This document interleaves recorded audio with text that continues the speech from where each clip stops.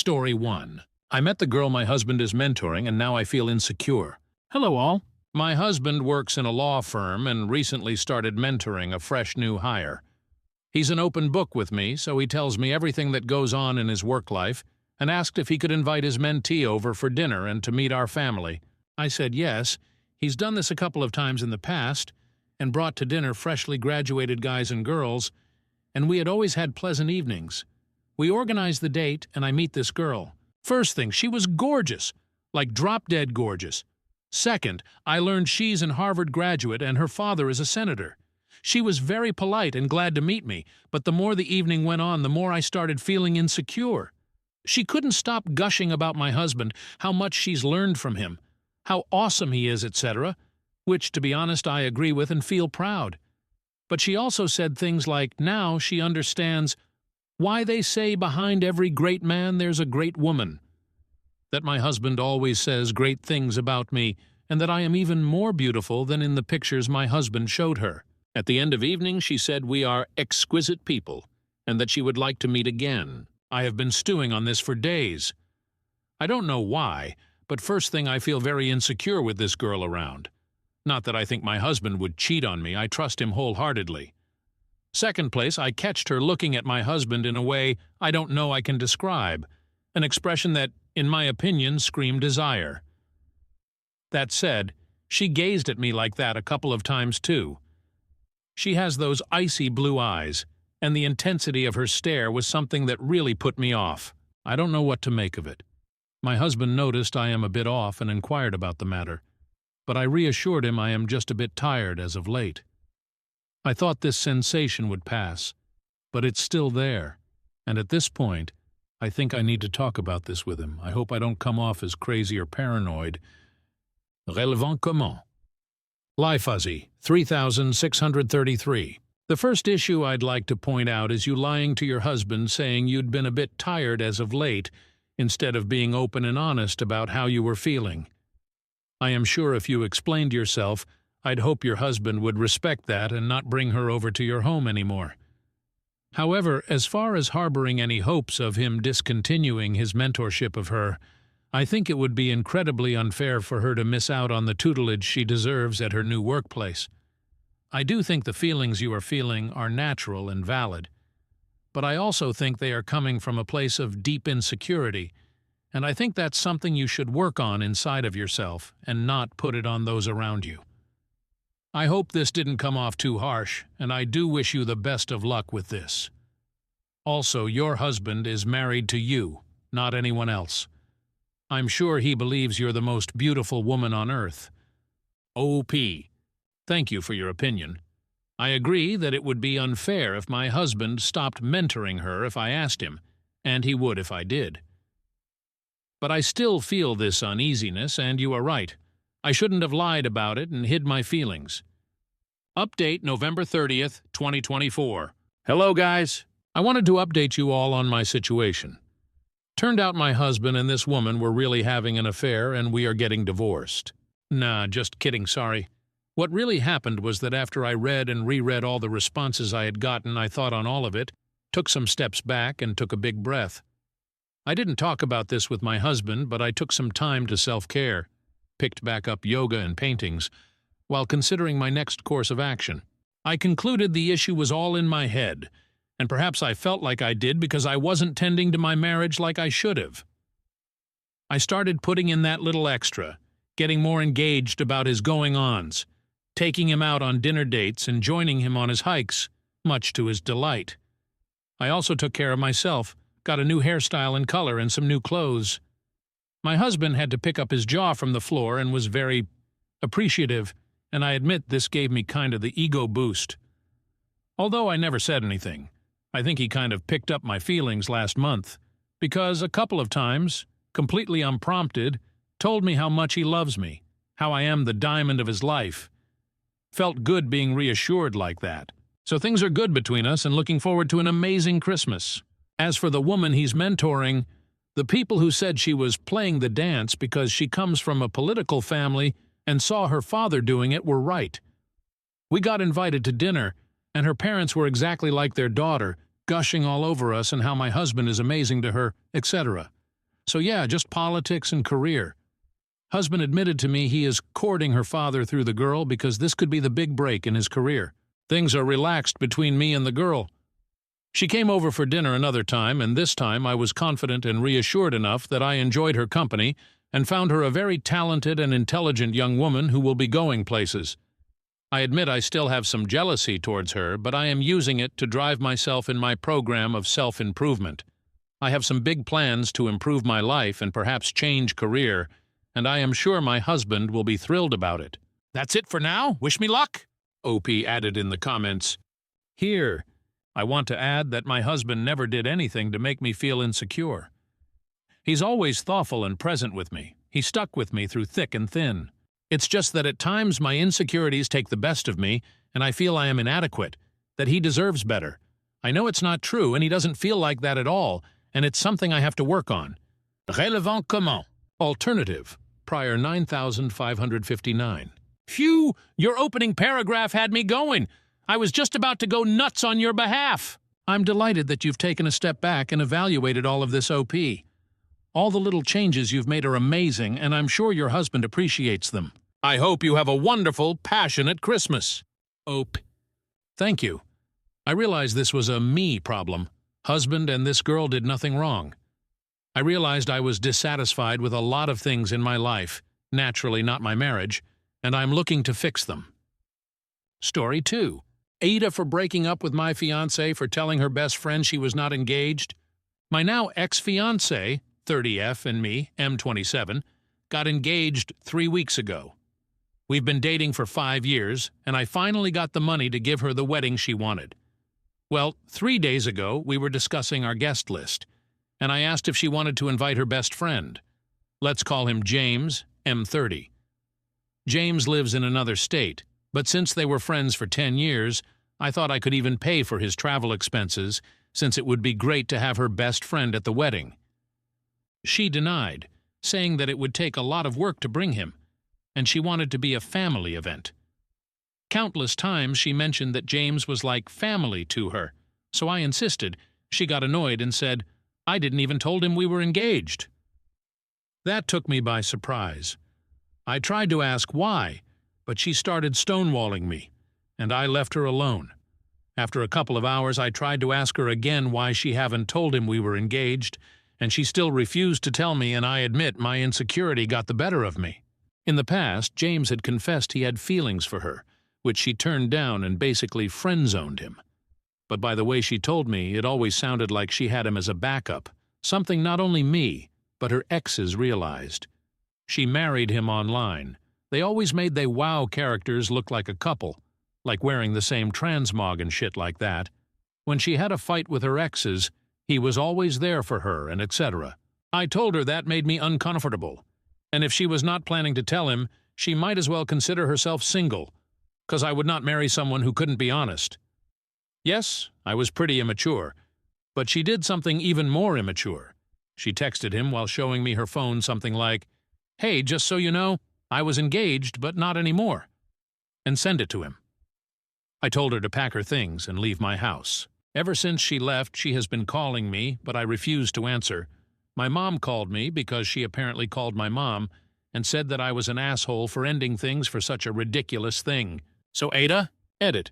Sorry for the typo in the title. Edit 2. Hey guys, I made some dinner, and I think I'm gonna go with you/done-over-69 position. Cool username BTW. I'm gonna ask her to meet up and ask to see their messages. And to you, Foxy Sly Old Stody Fox, I'm already low contact with my mom, but I'm going to make my decisions after I clear everything up, so I'm kind of promising an update. Update October 14th, 2024. Hey guys, I just got home after talking to my still ex-fiancé, and since a lot of people asked for an update, here it is. But I want to clarify a few things. As commented on my original post, I pay for the house since I bought it before dating her, and I asked her to move in since it was close to her job. I work from home since I'm in tech, but she had to go to work. That's why I paid for her car, to help her commute. And honestly, her salary is shit. I was her partner, so I didn't see any problem with that. I thought she was the one. Despite everything, she is smart, funny, we had chemistry, but I felt betrayed. To the update. We met at a coffee shop on the premise we would discuss how to save our relationship. At least, that's what she thought. As soon as we sat down, I asked to see their messages. She got defensive immediately and told me she had deleted everything. I asked to see her phone anyway. She started to cry, ugly cry, asking me to stop. At that point, I had already decided I was not going to be part of the relationship anymore. But damn, I was curious. It took a good 20 minutes for her to hand me her phone, a lot of crying, even a waitress asking her if she was okay. So I read the messages. There wasn't any cheating like nudes being exchanged, them professing their love for each other, but what I read still stung. There was a lot of shit talking about me. A lot. Texts and texts of them saying how terrible of a person I was, criticizing my hobbies. I like video games and pro wrestling, saying I wasn't a real man because of them and stuff like that. But there were two topics that caught my eye. One, where she had told him I was having trouble getting hard, and that was frustrating for her. And one where she was complaining about how she didn't want to be stuck in our relationship. Yes, I was having problems in bed. Because I was sad because my father had passed away 6 months ago, and the stuck thing, I remember telling her that when we got married, if she wanted, she could leave her job, and I would provide for both of us. I don't know if she took this the wrong way, but I guess it was related to that. I honestly don't know. By the time I gave her the phone back, she was already giving excuses on why she was saying those things to him, how he was like a therapist for her. And then she asked me, "Don't you complain about me to your friends?" And I simply replied, "No, I don't." She started crying again. I took a pretty deep breath and just said, "Just give me the ring back." I didn't have the ring with me, like some suggested. She hesitated a bit, but gave it to me anyway. I stood up and asked her to delete my number and to not bother me anymore. I called her mom and asked her to pick up her daughter's stuff at my place. Her mom is a good person. I'm just realizing I'm going to miss her as I write this. She understood why I decided to end it, but she didn't ask much, and to be honest, I'm glad she didn't. As for my mom, I didn't call her. I just blocked her for things unrelated to this post. I just realized she never had my back in anything. I was always trying to save an already failed mom-son relationship. Before I leave, I just want to clarify. I was never against her having male friends or any type of friends. People are going to cheat friends or no friends. I remember my dad saying something to me when I was a teenager. He always said opportunity makes the thief. But I do not agree with that. Anyway, since I have the next 2 weeks off work, I'm going to figure what to do with the wedding money, drink some booze, play games, and watch Monday Night Raw later. Peace. P.S. Sorry for any typos, but I fixed the title now. Edit. A couple of people are asking about the car. Is a 2015 Nissan Versa, which she crashed 2 times, both times she rear-ended someone. Never liked the car, weak engine. The interior feels cheap and overall bad, so for all I care, she can keep that piece of shit. I would have more luck throwing it off a cliff than selling it. Edit 2. Little update. Her mom called me a few hours ago to check on me and to ask when she could come and pick up X's stuff. We spoke about the car and she basically forbid me to let her daughter keep the car because, 1, I paid for it. 2, X wouldn't be able to maintain it, so I'm going to keep the car until I'm able to sell it. God help me. Also, some people called the story fake because they said I wasn't a real man for playing games, and yet they played WoW. To be honest, that's on me because I wasn't very clear. The real man thing was more about the pro wrestling hobby than the gaming hobby, but in some messages they clearly mocked me for playing some games. Life is Strange series in one. I remember James saying something like, "How could a grown-ass man play such a girly game and cry?" Yes, I cried playing Life is Strange. I also cried to RDR 2. The I'm Afraid cutscene still makes me emotional. I'm a crybaby, I guess. Also, I want to thank everyone who messaged me to talk about wrestling and games. It really helped me take my mind out of everything. I haven't replied to everyone, but I intend to. If anything happens, I'll let you guys know. Be good people. Update 2 October 24th, 2024. Hey guys! It's been a couple of days since I used this account to tell my story, and something's happened, but this is a positive update. First, I want to say thank you to everyone who reached out in my DMs and commented saying nice things. It felt really good, and I appreciate y'all. Some of you actually made me tear up with your kind messages. Second, I saw my 2 previous posts were in a YT video of a guy who reads Reddit posts, and my update was on r Bestuff Redditor Updates, a subreddit I read a lot, and that caught me off guard. But I want to express my gratitude for everyone who gave me advice, told their own story, or just told me I was a cool guy. Reading your messages before writing this felt amazing. I also want to say I thought about my engagement a lot, and I have no regrets whatsoever. Yeah, things ended badly, and she was not a good person to me at the end, but I just don't hate her, nor do I wish for her to fail. We had good moments. I felt happy with her, and again I really thought she was the one. Felling hatred was going to harm me more than her. To the update. Her mom came to pick up her stuff, and we talked for hours. It felt like therapy. I cried on her shoulders. We laughed. She expressed how much I meant to her family, and that I would be always welcome in her home. It felt so good to hear her say those things to me. Before she left, she asked me if I wanted to ask about my ex. I got curious and asked how she was doing. Her words were, "She's trying to act stoic, but I know my daughter, she's not taking this well." I left it at that. She gave me a hug and left. About the car, I'm going to donate it and get a tax write-off. But to the thing I'm excited about is that I'm going to Royal Rumble. I never even watched Raw or SmackDown live, but now that I have the extra cash, I'm going to treat myself. Again, thank you all for reaching out. Sorry to the people who love drama that this update doesn't have an unwanted pregnancy, a fight, chaos, or a plot twist. The truth is that my life is just really, really boring. Be kind, people. Update 3 December 10th, 2024. Hello, guys. Most of you might not remember me because my original post was 2 months ago, but something happened that I thought was worthy of an update. Well, since the breakup, I tried to be as busy as possible.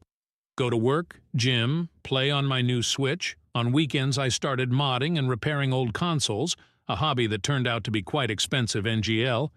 I even modded my own Switch. Sorry, Nintendo. And I was managing to get through the days without feeling sad. Well, yesterday my ex-mill called me to catch up on things. She has been calling me every week or so and invited me to spend Christmas at her house with her family.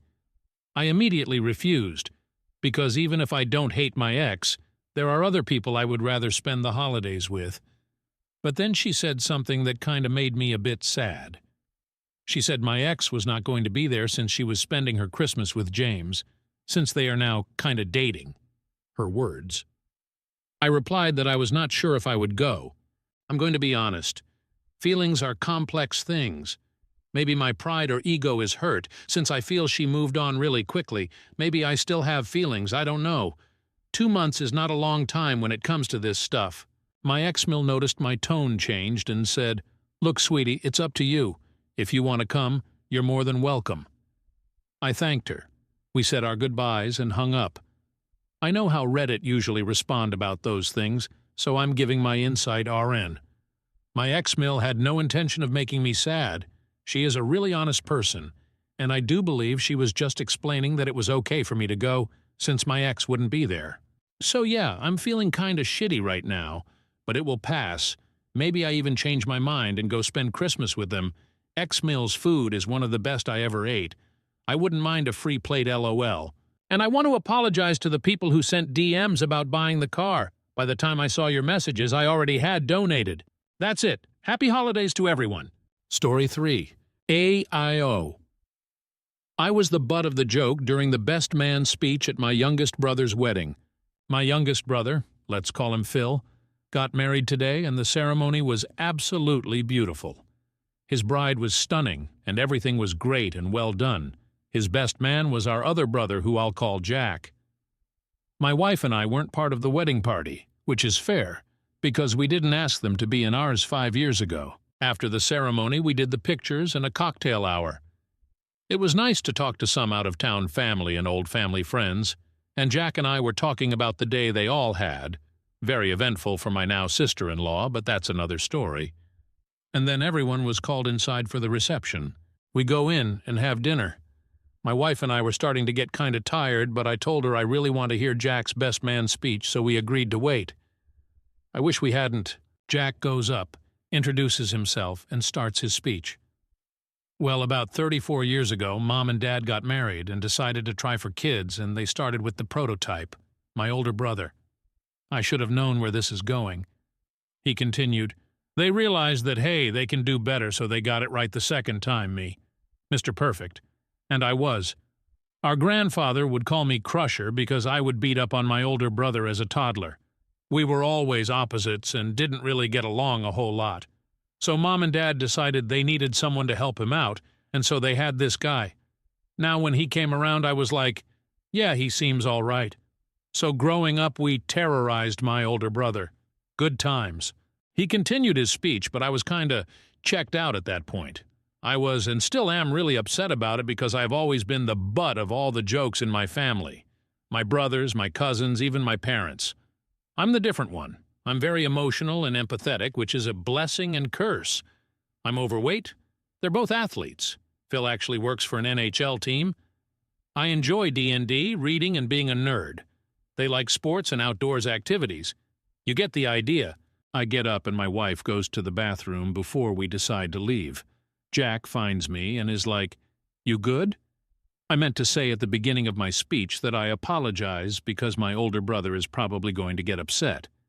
I just look at him and say, you're good, but I would have appreciated a heads up that that's what you were going to do.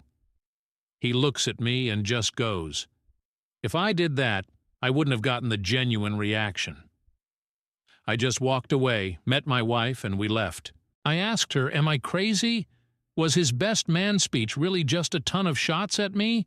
She said, it seems like he was trying to be funny, but not everything landed. And yes, you were the butt of his jokes.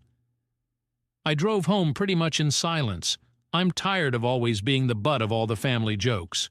We're supposed to have lunch with extended family tomorrow, and the only reason I'm going is because I only see these family members maybe once a year. I don't want to see Jack, or really anyone else from my immediate family. Do I have a right to be upset, or am I being overly sensitive? Relevant comment.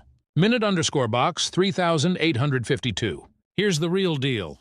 His parting remarks to you as you were leaving shows he meant to hurt you. He wanted that hurt reaction. He literally said it. Translation. I kinda like you, but I must have the stage, and if my moment in the spotlight is at your expense, I'm going to make it count. He's the type of person whose favorite motto should be, you'll get over it. I am Brokatho. Weird to focus a wedding speech on someone who isn't getting married. Very weird. He's got deeper problems and obviously isn't going to work on those. Murphy, 2345678. If it gets brought up tomorrow, OP should say something like, yeah, it was kind of weird you focused so much on me during Phil's wedding. You still trying to one-up me? I thought you had grown past that. OOP updated November 25th, 2024. Update. Before I talk about the lunch, I'll share what happened to the bridal party as it becomes relevant why Phil didn't come. The bridal party was creamed by a pickup right outside the venue. The truck was going 55 and the girls were stopped. Both vehicles were totaled, but they were adamant to go on with the ceremony and get checked out later. So Phil took his wife to the hospital today. No major injuries, thankfully. So the lunch. My wife sat down with the family and we were all chatting. At one point, my uncle goes, Phil's speech was very sweet. I couldn't have given that without crying. My mom says, yeah. He had something prepared because he practiced it with me, and he changed it after the wreck. Jack piped up, hey, I had a good speech too. My dad just says, it was a good speech. It was all about op. I just got angry and said, I thought it was weird that it was so focused on someone who wasn't even involved in the wedding. He and my dad got quiet and then just continued their conversations with the people next to them. I avoided eye contact with Jack, and we left about 15 minutes later. My wife and I went home and just proceeded to relax since we're finally getting a break from our students. We teach upper elementary. Jack tried to call me. Once. I let it ring. He didn't leave a VM. Then about an hour later, my grandma called asking how lunch was, and she could tell I was upset in my voice. When she asked what's wrong, I told her about being upset with Jack. She said, "I don't think your brother meant it." And I just go, "Then why bring it up? This is all the time." And then everyone wonders why my wife and I don't come around as often or leave early at events. I'm tired of it.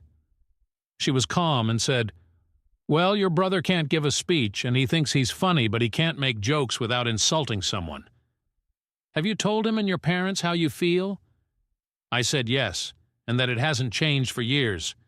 She just says, "Y'all are going to have to work this out." I told her that I don't want to talk to him right now, and she goes, "I know, I understand. You and I are just the afterthoughts, kid. Grandma and I are two peas in a pod and very similar. So that's where we're at. Thank you for the comments and the DMS. OOP updated again November 26, 2024. Update 2. Jack tried to gaslight me. I let things sit for a few days and decided that I was in a good headspace to send Jack a text. "Hey, I've seen your missed calls and I am not ready to have a conversation right now. I need you to know that you really hurt me on Saturday. Your speech was nothing but jabs at me for laughs in front of friends and family. Then to tell me that you didn't give me a heads up because you wanted a genuine reaction made me feel even worse. I have been upset all weekend about this because nothing that was said felt like it was about Phil and his new wife, but how you would take shots at me growing up and then got Phil to join you. I told you that we were good at the reception because I wasn't going to make a scene at Phil's reception. They already had a rough day. But then for you and Dad to bring it up again Sunday at lunch, and for Dad to even admit that the speech was all about me, it brought the hurt out to the surface and I couldn't stay quiet. You and Phil are my brothers, and I will always love you two. Right now, though, I can't have a conversation with you while I'm this hurt. I can be civil and cordial with you at family gatherings, but nothing more.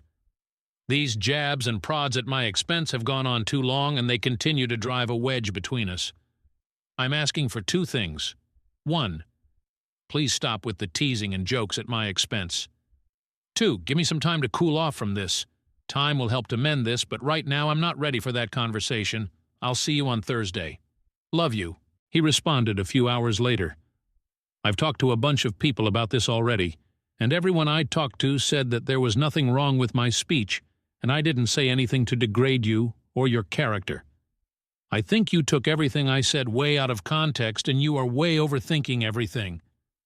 The other thing I was also told is that the best man speech is supposed to be a joke and never taken serious. Also, I've also been told by many people that they have heard similar speeches. Mom and Dad wanted a child, then they had me the perfect child, and the third one was a complete accident. Nothing I said was hurtful or demeaning.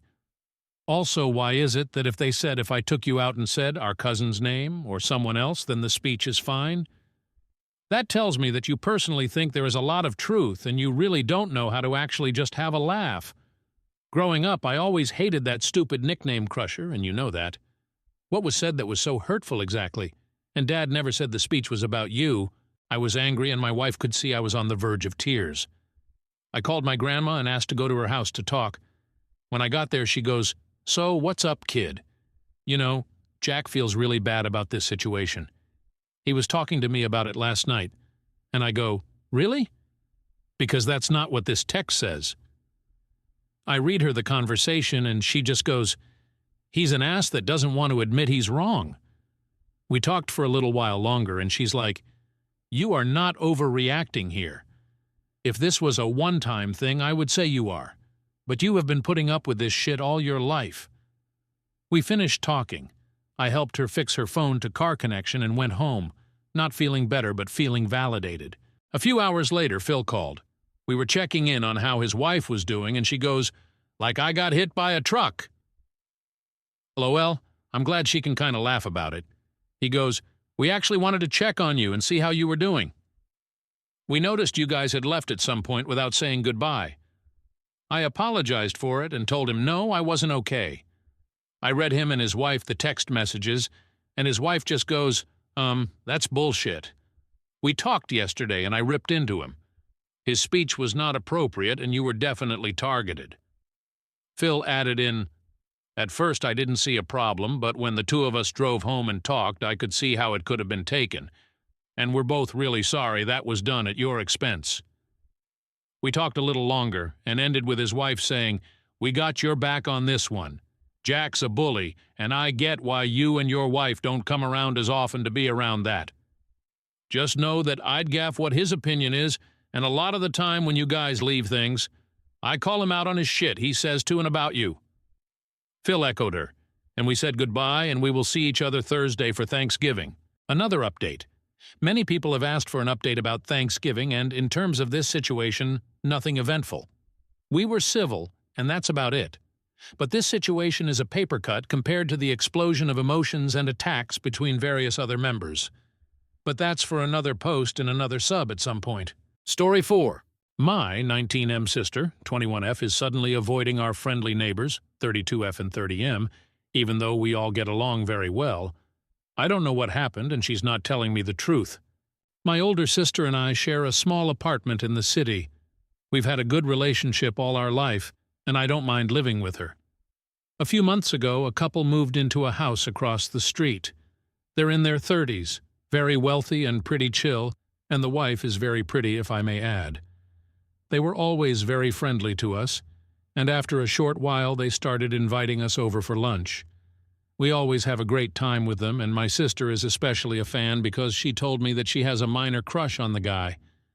She likes to chat to the wife both in person and in text as well, so she knows even more about them than I do. Around 2 weeks ago, her behavior suddenly switched up. Whenever I mentioned them, she looked awkward, embarrassed, and started blushing heavily. It was weird, but I didn't question anything at that point. Now every time I ask her if she wants to come with me to go over, she finds any reason not to come. We don't visit them that often, but it's very unlike her to decline. A couple days ago I was going to watch a match at their house, and usually we go together, but this time she said she'd rather watch it at home. I sat down and asked her to tell me what happened. Was it a fight? Did they hurt you somehow? She just kept saying, "Don't worry about it, it's nothing important, etc." I let it go, but it's been on my mind ever since. BTW, the couple is overly nice nowadays, too. They asked me if she's okay, and I told them that she's fine. They both looked very concerned, if I'm honest. Like I mentioned before, I have a good relationship with my sister. When I have personal problems, I go to her and she gives me solid advice. However, she almost never confides in me. I just want to know why she's suddenly like this because I'm starting to get worried. How do I approach her? TLDR. My sister and I are good friends with a couple who lives across the street. However, in the last couple weeks, she's suddenly avoiding them and looks embarrassed when I mention them. IDK, what's going on? Top comments. Teresa, I'm guessing she was propositioned for a threesome or took part in one. That could fit what you're describing. Southern Belladonna. As others have said, they may have propositioned her. On the other hand, she said she has a crush on the guy. It's possible she tried to act on it and was turned down. Or she might have started feeling guilty for having a crush and decided to distance herself from them, hoping it would go away. You can tell her you've noticed her behavior and ask if she wants to talk. Perhaps frame it as wanting to know if you continuing to hang out with them is upsetting for her. However, you have to accept it if she doesn't want to talk about it. If you keep badgering her about it, she will never want to tell you anything. Update October 31st, 2016. I had trouble posting an update, so made a separate account. My initial thought was that she might have done something embarrassing, like have explosive diarrhea in their bathroom or whatever. However, the general consensus seemed to be that she was propositioned for a threesome. Well, you guys are right, kinda. Today we were walking home together, and after bugging her a little, she finally opened up. Basically, she was texting the wife, and they were talking about relationships, sex, and whatever. The wife mentioned this hot guy her and her husband have done some sexual stuff with. Then she bluntly asked my sister if she was interested in a foursome involving the husband and this guy. She sent pics of him too, and turns out he's my sister's college professor. Yep, holy shit. He taught her last semester and was her supervisor for her final project. Apparently they wanted her to partake in kinda fucked up things, but she didn't elaborate on that and I didn't ask. So yeah, she was behaving this way because she was propositioned for a foursome and felt awkward. LOL, she's an innocent kind of person and was not ready for something of this nature at all.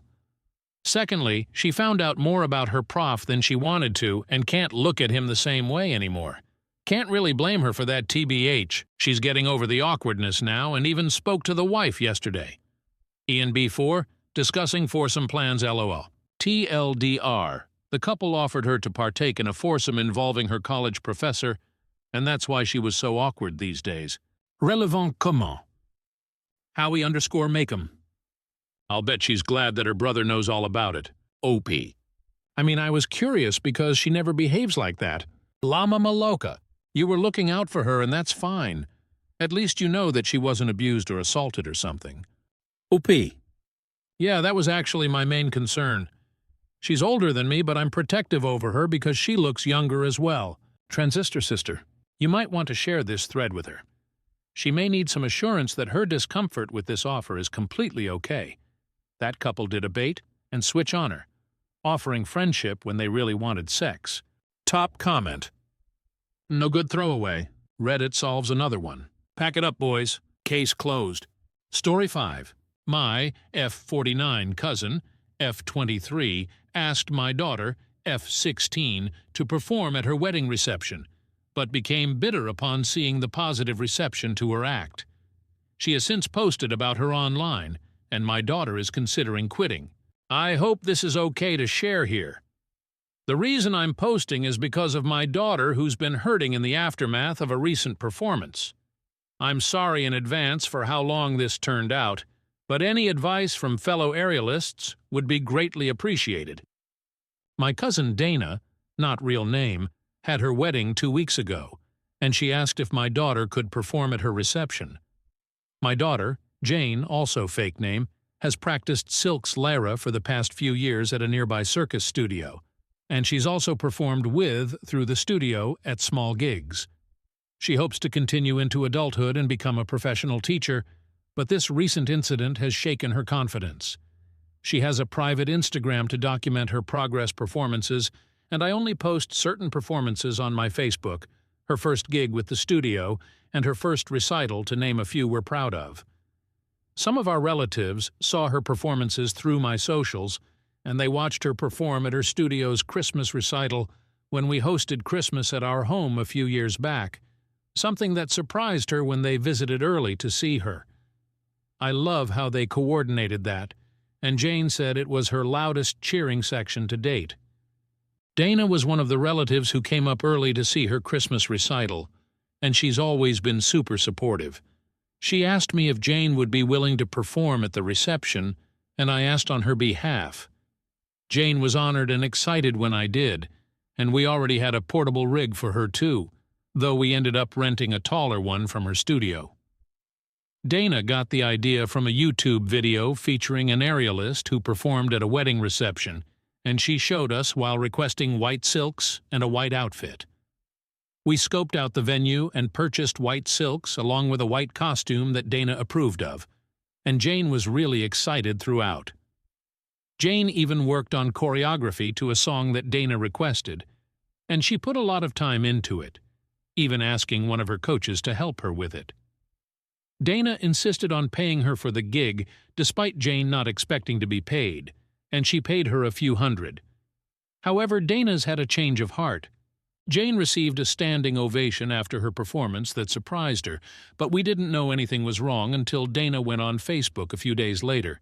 Dana said she didn't approve of the outfit Jane wore and that she specifically told her to not wear white.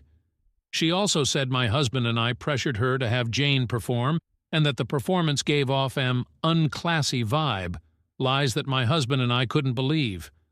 We sent Dana numerous costume links, and we purchased the one she liked. There was also nothing wrong with Jane's performance. Dana was one of the people cheering afterward.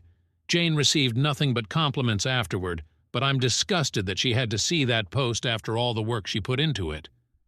The post also had comments disabled for what it's worth. I called Dana to confront her about the lies, but she didn't pick up numerous calls.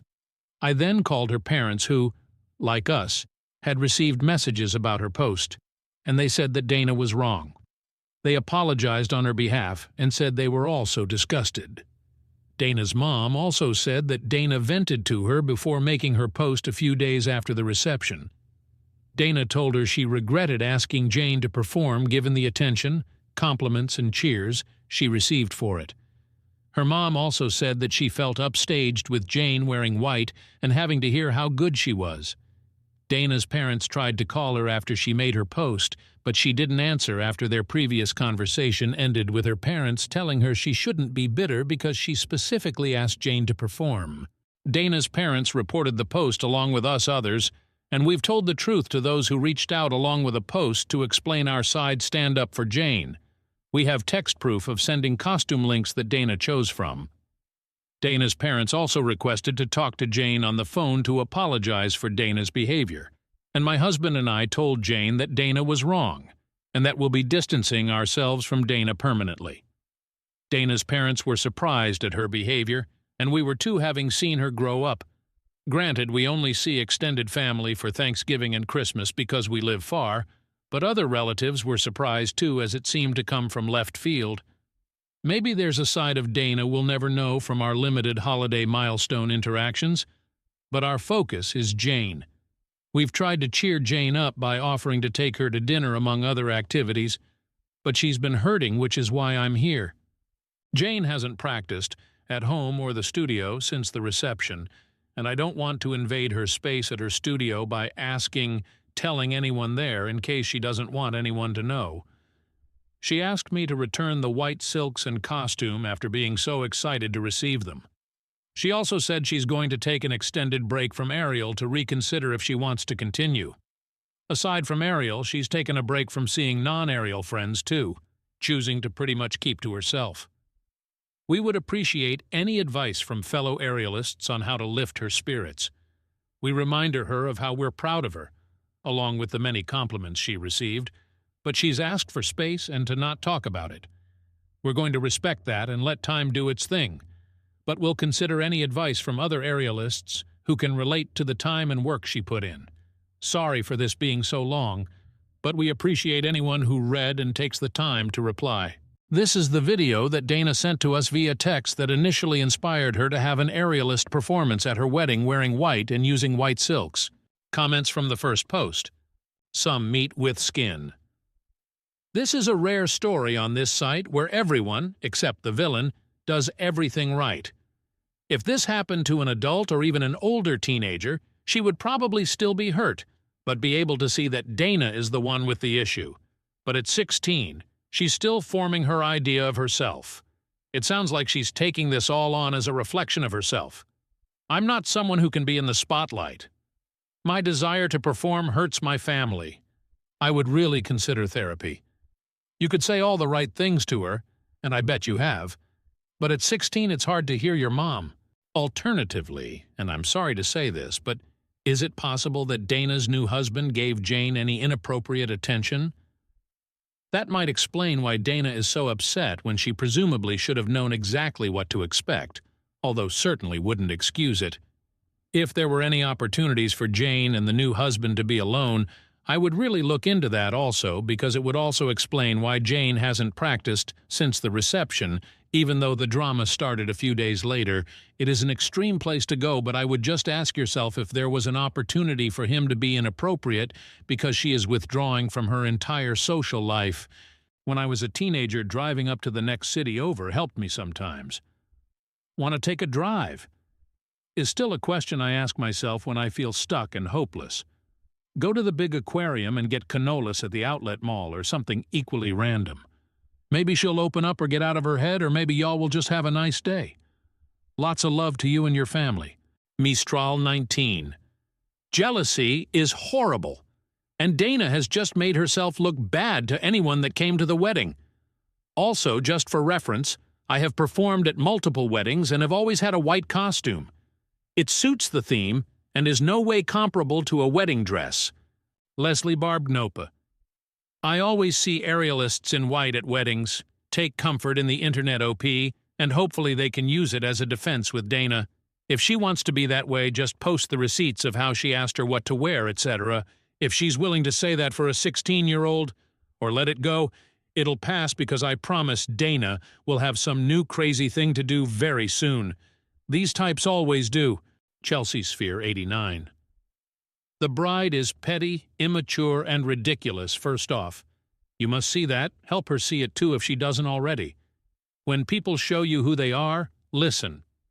This is a painful but valuable lesson that your daughter is learning very early in her performance teaching career.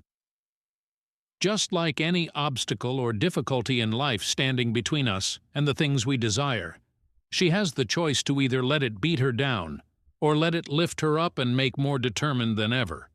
If she truly wants this, and does eventually go on to be an aerial coach and/or performer, she will face even more challenges. This is only serving to prepare her to face those. Making art is vulnerable. Sometimes people won't like it. But that tells you more about them than about you most of the time. We'll love dogs. Dana wanted her wedding to be all about her, which is fair to an extent, but obviously not to this extent. And I think she was happy to have a beautiful performance done for her, but forgot that people will congratulate the performer rather than the person who hired the performer. Given how extreme the response was, I would be a bit worried what someone else mentioned about the outside chance that Dana's husband said did something inappropriate. But my guess, and hope, is it's just a general attention thing. Regardless, it sounds like you and Dana's parents are handling things as best you can. Defending your daughter but respecting her privacy and boundaries sounds exactly like the right thing to do. Well done, you. I would just continue to be there for your daughter in a low-pressure way, and make sure she knows she has safe people to talk to whenever she's ready. Maybe see if there are any non-aerial activities any of her friends are down to do with her. Maybe something like rock climbing, which can feel less performance-oriented and attention-grabbing, but can still feel fun for an aerialist because there's a fair amount of strength crossover. Hopefully she'll be comfortable with aerial again in future, but I think just trying to help her not socially withdraw too much would be good for her well-being for now. So sorry she's going through this. She sounds like a great kid and a very talented aerialist. Update, November 24th, 2024. Before I get into what's happened since my last post, I want to thank everyone who took the time to comment. 2 pieces of advice really stood out, and I'll get to them shortly. Since my original post, Dana's Facebook post is gone. I don't know if she deleted it or enough people reported it for Facebook to remove it, but we're glad it's gone. She never apologized to us, or Jane, or even bothered to call, so our position on being permanently done with Dana stands. My husband and I made a post on my Facebook addressing the lies she spewed about our daughter, and we shared photo proof of Dana's texts where she approved of Jane's white costume from links we sent, not to mention the song choice she sent us too. Better yet, Dana's mother reposted it on her account, which really surprised me. Dana's mother wrote that they loved Jane's act, and that they disapproved of Dana's actions. My husband and I also made sure that Jane was okay with us addressing it on Facebook, and she said it was fine. Normally, I wouldn't use Facebook to address drama if aimed at me. But since this involves a grown adult attacking a minor, we felt the need to address it publicly because she disparaged her publicly, and Jane will remember whether we stood up for her or not years from now. I had a chance to speak with Dana's mother since my original post on the phone, and she spoke to Dana again since our last call. Dana reiterated how she regretted asking Jane to perform, but she harped on the standing ovation that bothered her the most. Dana told her that she expected Jane to get some polite applause, but that the overwhelming response really set her over the edge because she expected the loudest cheers to be when she and her husband entered the reception, but that went to Jane instead. Dana and her husband also received a great reception when they entered the reception, but Jane's performance did too, and Dana didn't expect it. Heck, even Jane was surprised by it too. She never received a standing ovation from a solo act before. But Dana's mother believes that if Dana had asked someone to sing who received a similar reception, Dana's jealousy would have been all the same. Someone suggested seeing if Jane would be interested in speaking to a therapist, given how hurtful Dana's comments could be for a teen, and Jane said she's open to it so long as it isn't a counselor at school because, as of now, she doesn't want anyone at school or her studio to know about the incident, and she vaguely told the coach who helped her choreograph that it went fine. We will respect her privacy request, as it's her right to control the narrative. But in the same vein, I suggested therapy for Dana to Dana's mother since her reaction might be a bigger insecurity, and she said she'd ask. The other thing someone suggested was the possibility of Dana's husband, or anyone, making an inappropriate comment to Jane during the reception that made her shut down and not want to see friends or practice days before Dana's post. My husband decided to ask her, and Jane said no when he did. If something happened, perhaps she'd be more comfortable telling a therapist with time. But on the bright side, she said she might want to try a different aerial studio because she doesn't want to answer questions about how it went or share a video at her home studio, so we will help her find somewhere new, as she asked. We hope she doesn't permanently leave her current studio because she has friends and coaches who are supportive, and she performs with that studio's troupe at festivals gigs.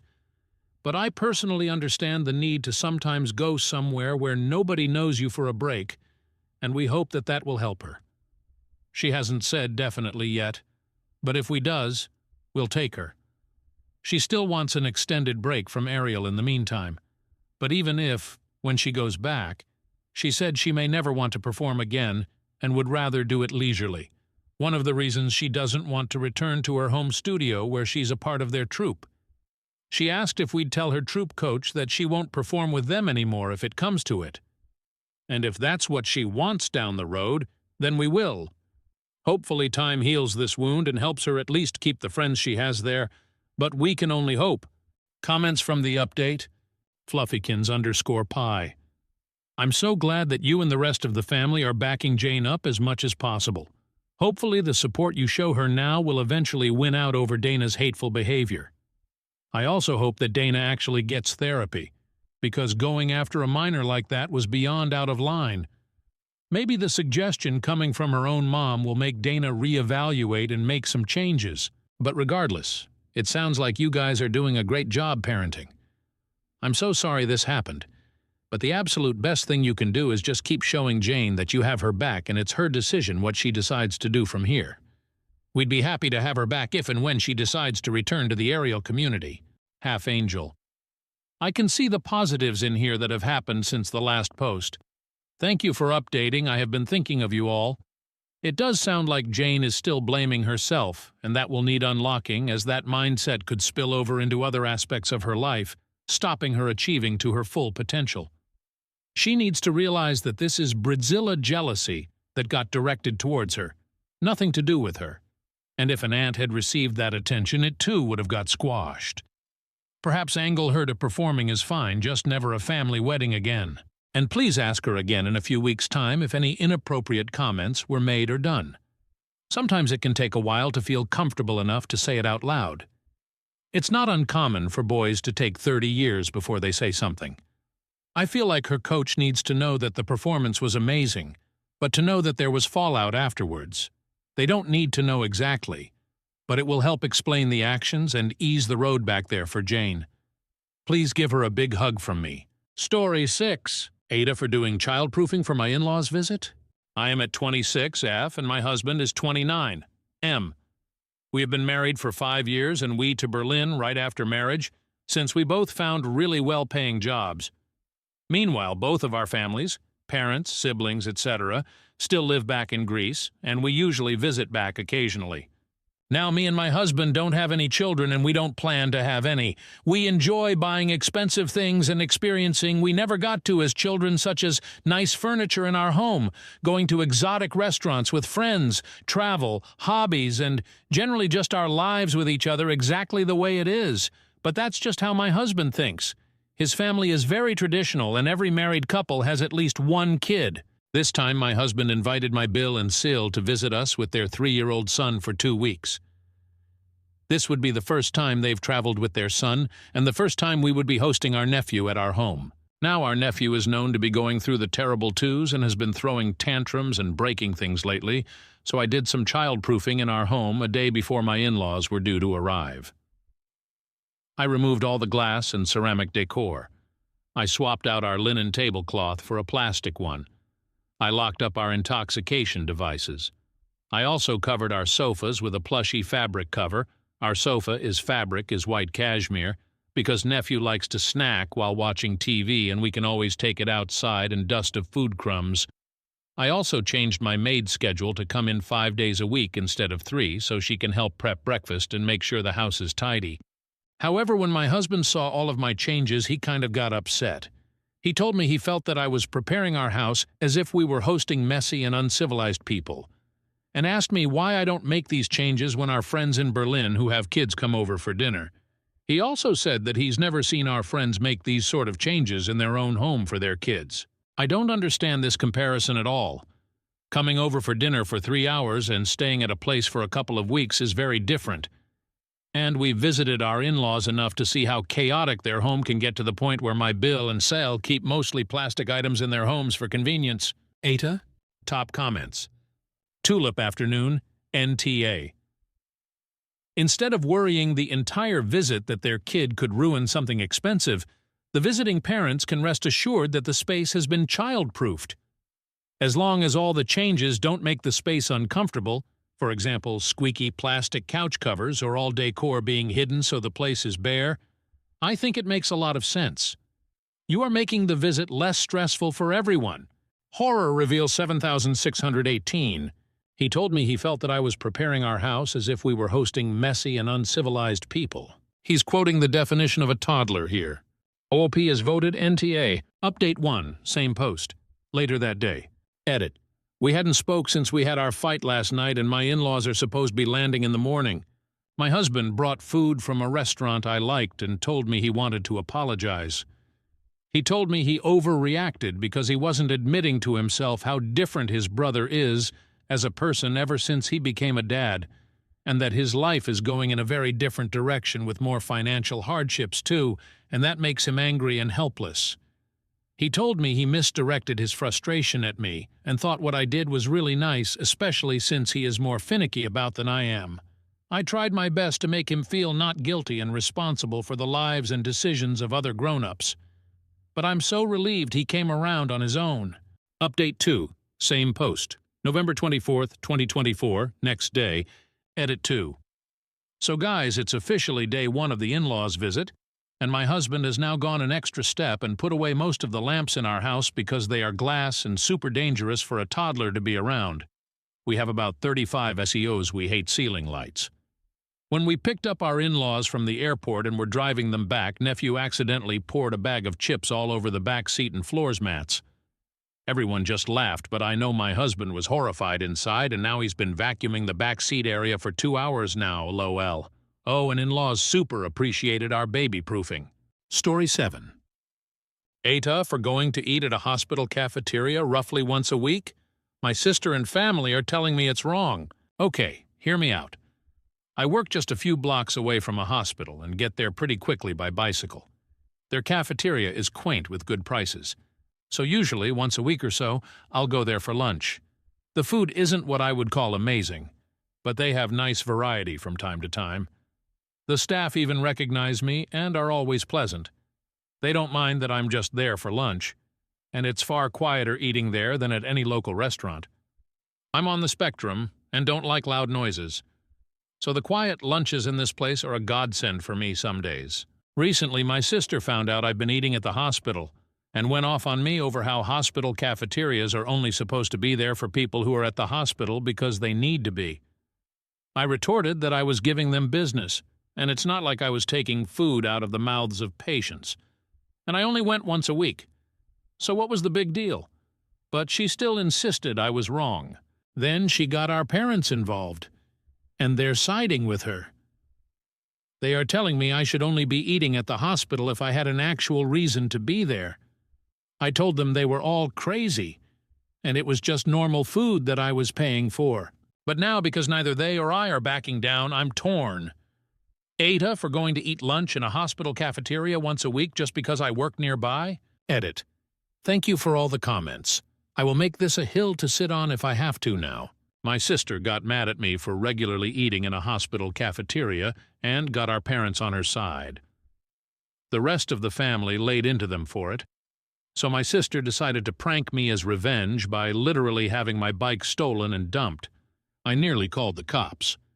May 13th, 2024. I really apologize for the length of this post, but writing down all the details took way longer than I thought, And this situation was downright crazy. I never thought my sister would do something like this. Not too long ago, I, 23M, posted in RIDA for advice because my parents and sister were angry at me for regularly eating in a hospital cafeteria because it's close to my work. I enjoy the peace and quiet there on the days I do show up to eat. But this situation escalated so radically that I can't believe something so dumb actually happened. My sister did the pettiest thing she's ever done to me. And for completely undeserved reasons, too. When my sister found out I was eating at the hospital cafeteria, she went off on me over how that food is just for people who are at the hospital because they need to be. We ended up in a big argument about it in which I told her it wasn't like I was taking food from the mouths of patients. Then she went to our parents to get them on her side like always. And they immediately sided with her just like I thought they would. They backed her up on how the hospital cafeteria was not a place to go eating casually. And we had a big argument. They spent days hounding me and telling me I was wrong and demanding I stop. So I went to Reddit. And here I learned that not only was I not doing anything wrong, but it's a very common thing for people to go eat at hospital cafeterias just because they like it. I hoped the situation would just fade away. But a few days later, my sister called me asking if I had stopped eating at the hospital. I said no. And then it started all over again. My parents then called me fuming and acting like I was supposed to stop going because they said so. I reminded them that I don't live under their roof anymore. And this is exactly the kind of reason why I moved out. They take my sister's side in almost everything. They huffed and puffed about it. This time the fight didn't stay at home, though. Other relatives found out because my sister tried to broaden her support. She was so dead set on enforcing her will upon me that she went looking for help from other relatives. But our parents were the only ones on her side. And my uncle personally admonished my parents and her over the phone for it once I told him what actually happened. He told them they were only siding with my sister because she's their favorite. And they're terrible parents for ever playing favorites to begin with. Then cousin went to eat with me at that hospital cafeteria and said he'd like to go there once a week too, as he also works nearby and bicycles everywhere. We've run into each other at lunch there once already since then. He was actually rather pleased to find out the food was made healthier than most other places. He's a bit of a picky eater, so this place is kinda like his new lunch hangout. And my sister got even angrier after finding out there were other people in the family eating at the hospital now too. Once outed, my parents backed down due to embarrassment. They apologized to me and gave me some malarkey that they honestly thought eating at a hospital was weird, and that they felt like they just needed to defend my sister. I told them they'd been placating my sister for so long that it's all they do whenever she starts something with anyone. She's been treating me like a condescending control freak and a bully since we were teenagers, even though I'm older, and they just kept enabling that. But I won't put up with it anymore. My parents ended up conceding and apologized. Then they made my sister apologize to me too, and I could tell she hated every second of it, because she tried to speak through her teeth at first. Later on, my parents invited me to dinner as another form of apology, but it felt more like a show to look good to the rest of the family because they told everyone about it before it even happened. The dinner was great, I can't deny. My parents had cooked a turkey. Arguable one of my favorite things to eat. I love the drumsticks slathered with gravy. Yeah, I'm kinda a pig when I eat them. But I can't help it. My sister always thought it hilarious, and was one of the few things I didn't mind her laughing about. So I thought nothing of why she was so giggly at dinner. Later, after the family dinner, I noticed that my bike was missing. I'd parked it in the backyard out of sight, but it was just gone. I freaked out because it's my only mode of transportation. My parents did panic a bit with me, but my sister seemed just the opposite. She actually looked happy and was still giggling. I immediately suspected her, and she played innocent. She even gave the, "I can't believe you'd think I'd do something like that" line. I already knew she's extremely petty, but this was a whole new level of it for her. So I said that I was going to go over to the neighbor because I know they have cameras, and they'd have seen what happened, and then I'd call the cops. My sister suddenly looked panicked, and I got mad and said I knew it was her. and demanded my bike back. She started crying and saying she didn't do anything, and our parents were immediately taking her side while scolding me for daring to accuse her. So I had enough and said I was going to the neighbors to ask to check their cameras, and then I'd be calling police. My sister finally fessed up and called me to come back. The looks on our parents' faces after they'd just defended her were priceless. My sister said she was just so angry at me for having made her apologize for something she still believed she was right about. So she planned to have a couple of her friends to come and grab my bike during dinner. She said her friends were in a minivan with it just down the street. She then started saying that I couldn't call police on her anyway because I'm her big brother. Our parents backed that up too, but I pulled out my phone and started marching outside again. They ran after me with my sister begging and crying for me to stop. I called her a brat. And then I told my parents I couldn't believe they were still defending her when she was acting this way. Our parents finally hit their enabling limit with her and told her to make her friends bring my bike back immediately. She got on her phone while sniffling and called her friends up. But then she suddenly ran into her room to talk to them. I couldn't hear a thing she said through the door because it was all in whispers.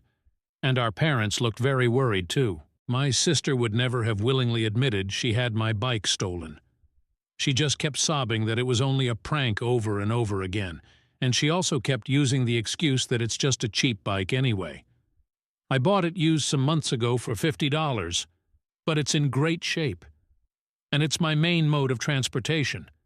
My sister kept looking at our parents to back her up, and that time they just couldn't. So she just slumped down in a chair, hugging her knees and waiting with the rest of us. My sister looked increasingly freaked out the longer her friends took to bring my bike back and was repeatedly texting them. Even though my sister said her friends were just down the street, it took them roughly an hour to bring my bike back. They finally pulled up in the minivan with my bike shoved in the back, and it was completely soaked and all muddy, like it had just been pulled out of a wet, muddy ditch. The bike is a 700C, so it's too tall for either of them to ride. So they just drove right up and stole the bike by dragging it into the van as fast as they could before taking off. I say they stole it because I was almost certain in the moment my sister had told them to dispose of my bike. Had I not pointed out the neighbors have cameras, I may not have gotten it back. When her friends did finally arrive, their legs were all muddy and wet nearly up to their knees. They both begged me not report them to police for taking the bike. I asked while recording them to tell me the truth, and pointed out the neighbors have cameras. Did my sister want them to get rid of my bike? They broke down and said yes. My sister wanted them to take the bike and dump it in a pond a few miles away, and they had to go back and get it when they realized they were caught. My bike had been near completely submerged in muddy water. Thankfully, I didn't have many added accessories on it other than a detachable headlight and my water bottle. But the water bottle was missing. I wasn't surprised by what my sister's friends told me. And I had them tell our parents, too. They laid into my sister till she was bawling on the floor, kicking and pounding like a toddler. I had never seen my sister act that way since she actually was a toddler. And I found it mortifying she was still like this on the inside. Then she shut herself in her room. Her friends were banned from ever coming to my parents' house again. Then my sister was forced to come out of her room by our mother and make another big apology to me. Our father then forced her to wash and oil my bike from stem to stern under his supervision, while I took apart the headlight and cleaned it out to dry it. By the time my sister was done, it was dark outside. She glared at me like I was the devil when she came back in the house. But our parents shut her attitude right down and said they've never been more embarrassed by her in their lives. She went back to crying in her room. I had a very frank discussion with my parents about my sister's childlike behavior and how it stemmed from their spoiling and enabling. I said I couldn't believe I had to be the voice of reason, but the fact that she was on the floor crying like a toddler, kicking and pounding, showed that she's still mentally a child because of them. And they kept making me the scapegoat when she screwed up, so she barely knows any sense of accountability. For once, they didn't argue with me about it. And then my father silently drove me and my bike back to my apartment with his SUV. He also gave me some money to replace my bike's missing water bottle before we parted. My sister and her clique used to harass me a fair bit whenever we ran into each other. They made fun of me as a group whenever possible. And I usually just ignored them because they bored me. And that really seemed to tick them off. But after the bike incident, I got sent numerous messages from numbers I didn't know cussing me out for making my sister cry over a silly prank. Knowing her, my sister probably fed everyone she knew a very different story on what happened. I texted lengthy replies of what actually happened, and even stated I have recordings of her friends admitting the truth. Some people at my sister's college found out what actually went down. Maybe from my texts, maybe her friends spilled the beans. But it embarrassed my sister so much she came home having a crying tantrum about how people there were calling her and her friends bees and a bike thieves. I may not have gone to college, but I know students who need them are very protective of their bikes. A lot of them live on shoestring budgets after all. My sister said someone even joked that they shouldn't leave a bike around her because it might just disappear if she had to apologize to anyone. My sister ended up so upset that she refused to leave her room for 3 days to have her pity party.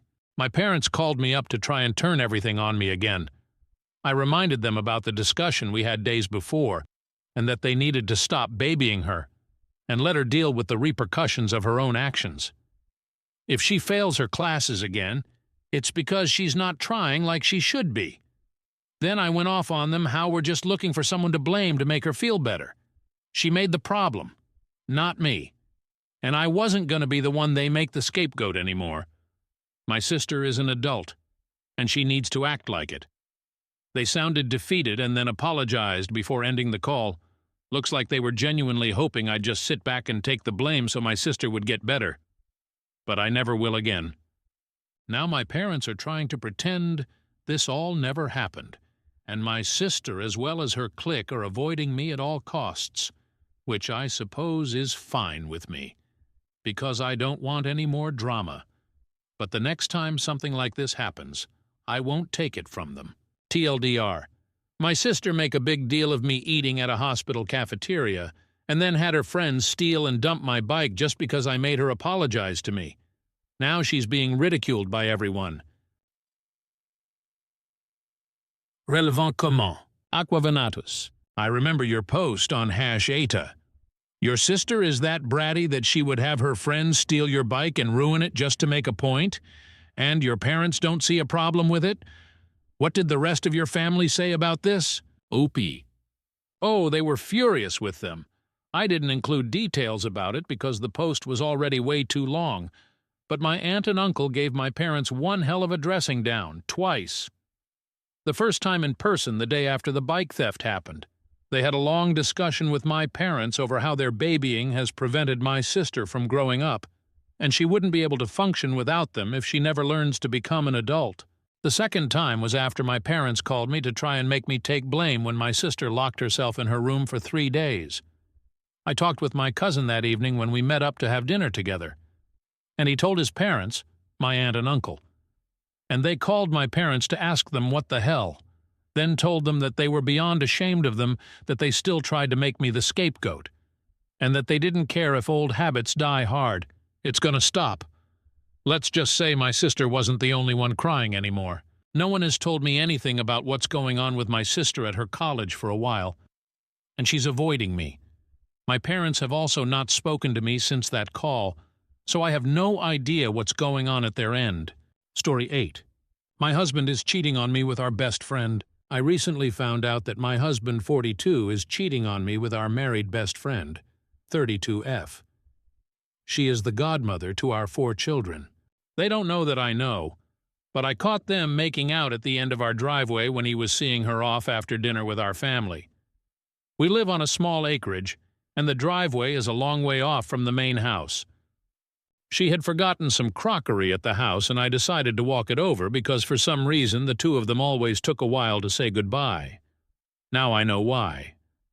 That's when I saw them lit by her car's headlights, making out in the front seat with our best friend straddling my husband.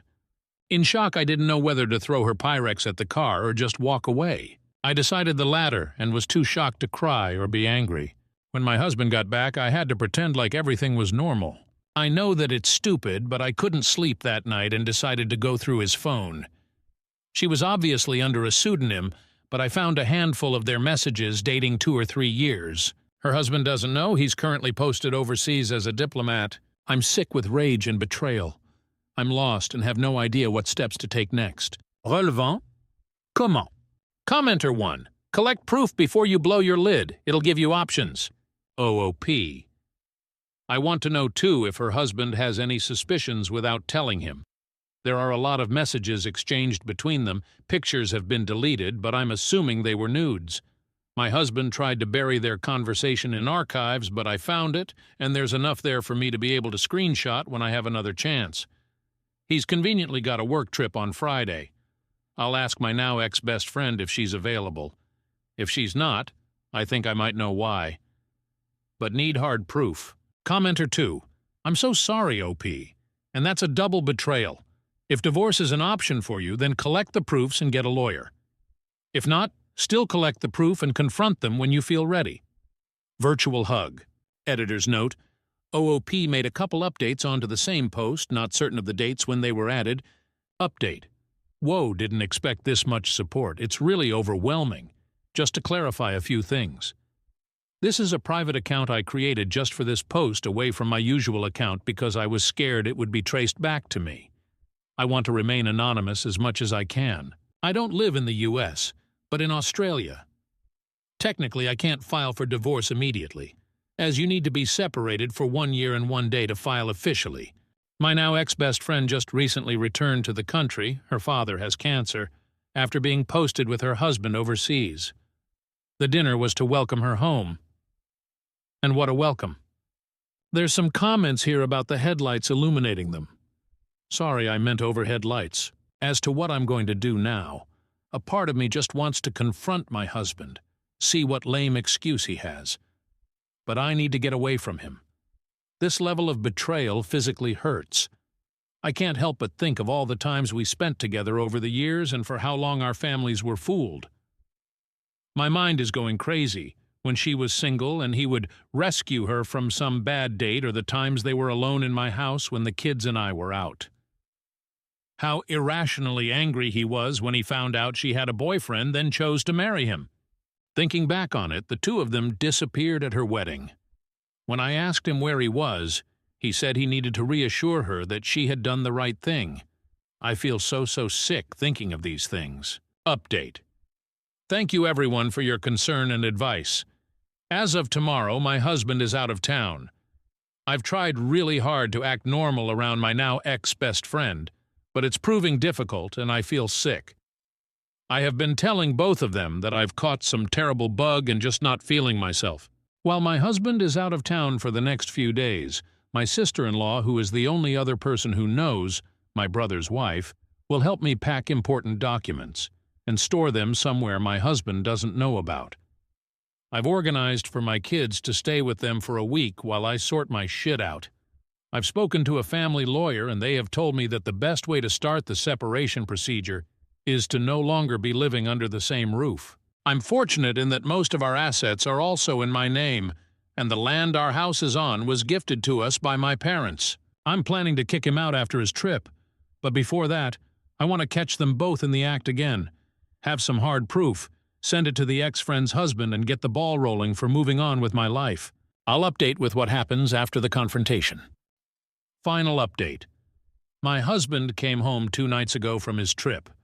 While he was gone, I had organized a lot of the important documents, e.g., financial, birth certificates, passports, anything that he could potentially use to try and get more than what he deserves. They are now safely stored, and my kids have been staying with their aunt and uncle for the past few days. I had packed all my husband's things, and he has been really good at keeping his tracks clean because there was no evidence of his affair within his stuff.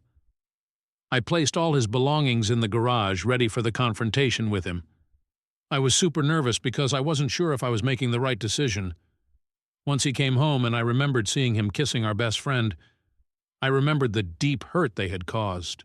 I was in our kitchen when he came home and he knew straight away something was wrong. During that week I had been distant and had barely answered his texts and screened his calls. I did answer every now and again and gave the kids a chance to speak to their dad. He asked me why I hadn't been responding to his texts, and he tried to kiss me. But I turned away, and before I knew it, the first things that came out of my mouth were, "I want a separation." I have to admit that he didn't look very surprised when I said it. He nodded his head and said, "What do you know?" Which was just a punch in the gut, because I wanted him to deny it or say something like it was a one-off thing. I asked him to tell me everything, like when did it start? And he said they started about 10 years ago. At first it was flirtatious messaging and a sneaky kiss in the office when they briefly worked together, and the affair was on and off. She apparently always felt guilty, and her way out of that was to marry the next man that was interested in her and proposed. He admitted that they had sex on her wedding day, and when he is out of town, they meet. At this point, I couldn't breathe and I was sobbing. I hated that the next words out of my mouth was, "Did you even ever love me?" He hesitated and said yes, of course, but he was never in love with me the way he was with her. I cleared my throat and had said to him that he should tell her husband. There is no point hiding it anymore. I told him that all his stuff was in the garage and he can find somewhere else to stay. I let him know that I have spoken to a family lawyer, and I told him that when I feel ready, and only when I feel ready, will we see each other again and talk about the future arrangement with the kids. I said any further communication can be done through my sister-in-law or my brother. I said he is allowed to see the kids, but only at their place. I am, of course, wanting full custody of the children because it hurts too much to give him anything at this point.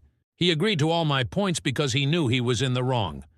He tried to say sorry, and then I absolutely lost my shit and screamed, "No fucking no way are you sorry for 10 fucking years. You have both deceived everyone we know. Please take your shit and leave and tell that woman you have been fucking for 10 years that I do not ever want to see her fucking face again." Certainly not my shining moment, but also a culmination of all the hurt and anger over the last few weeks that they have caused. I have no intention of talking to my ex-best friend, or really to my soon-to-be ex-husband, until I have had the time to grieve. So thank you, community, for the encouragement and advice. Hope I can heal and move on from this. Update. November 14th, 2024. 1 year on Update. Thank you everyone who has been messaging over the last year to see how I'm going and asking for an update. Scroll below for the full story. It's been a crazy, painful year, but our divorce has been finalized, and I'm free. My ex-husband and my ex-best friend, as no surprise, are now in an actual relationship after the ex-best friend's husband found out about the affair. He divorced her, and since then we have met up for coffee to check in on each other and our mental health. He's been great sending encouraging messages, and he lives overseas, and from his Facebook updates has started dating again. So I'm very happy for him. The legal and custody battles had been fairly stressful, but the ex-husband agreed to all my terms. The custody of the children was the only thing he really fought for. I have custody of the kids, and he sees them on the weekends. The kids, including myself, have all been going to therapy separately. My ex-husband wants to see them more, and during school break the kids have the choice to stay with him or me. They have been good about it and stay with him for a week or so, and then back to their mummy. Apart from necessary conversation, I steer away from my ex-husband and the ex-best friend. It still hurts so much, and I understand that it will take some time to heal. But I am letting go, because I don't want them to have that level of influence over my life. I decided to sell the property we were living in and move closer to family and friends because, as you know, it takes a village. And I have been extremely grateful for the support I have received over the last year.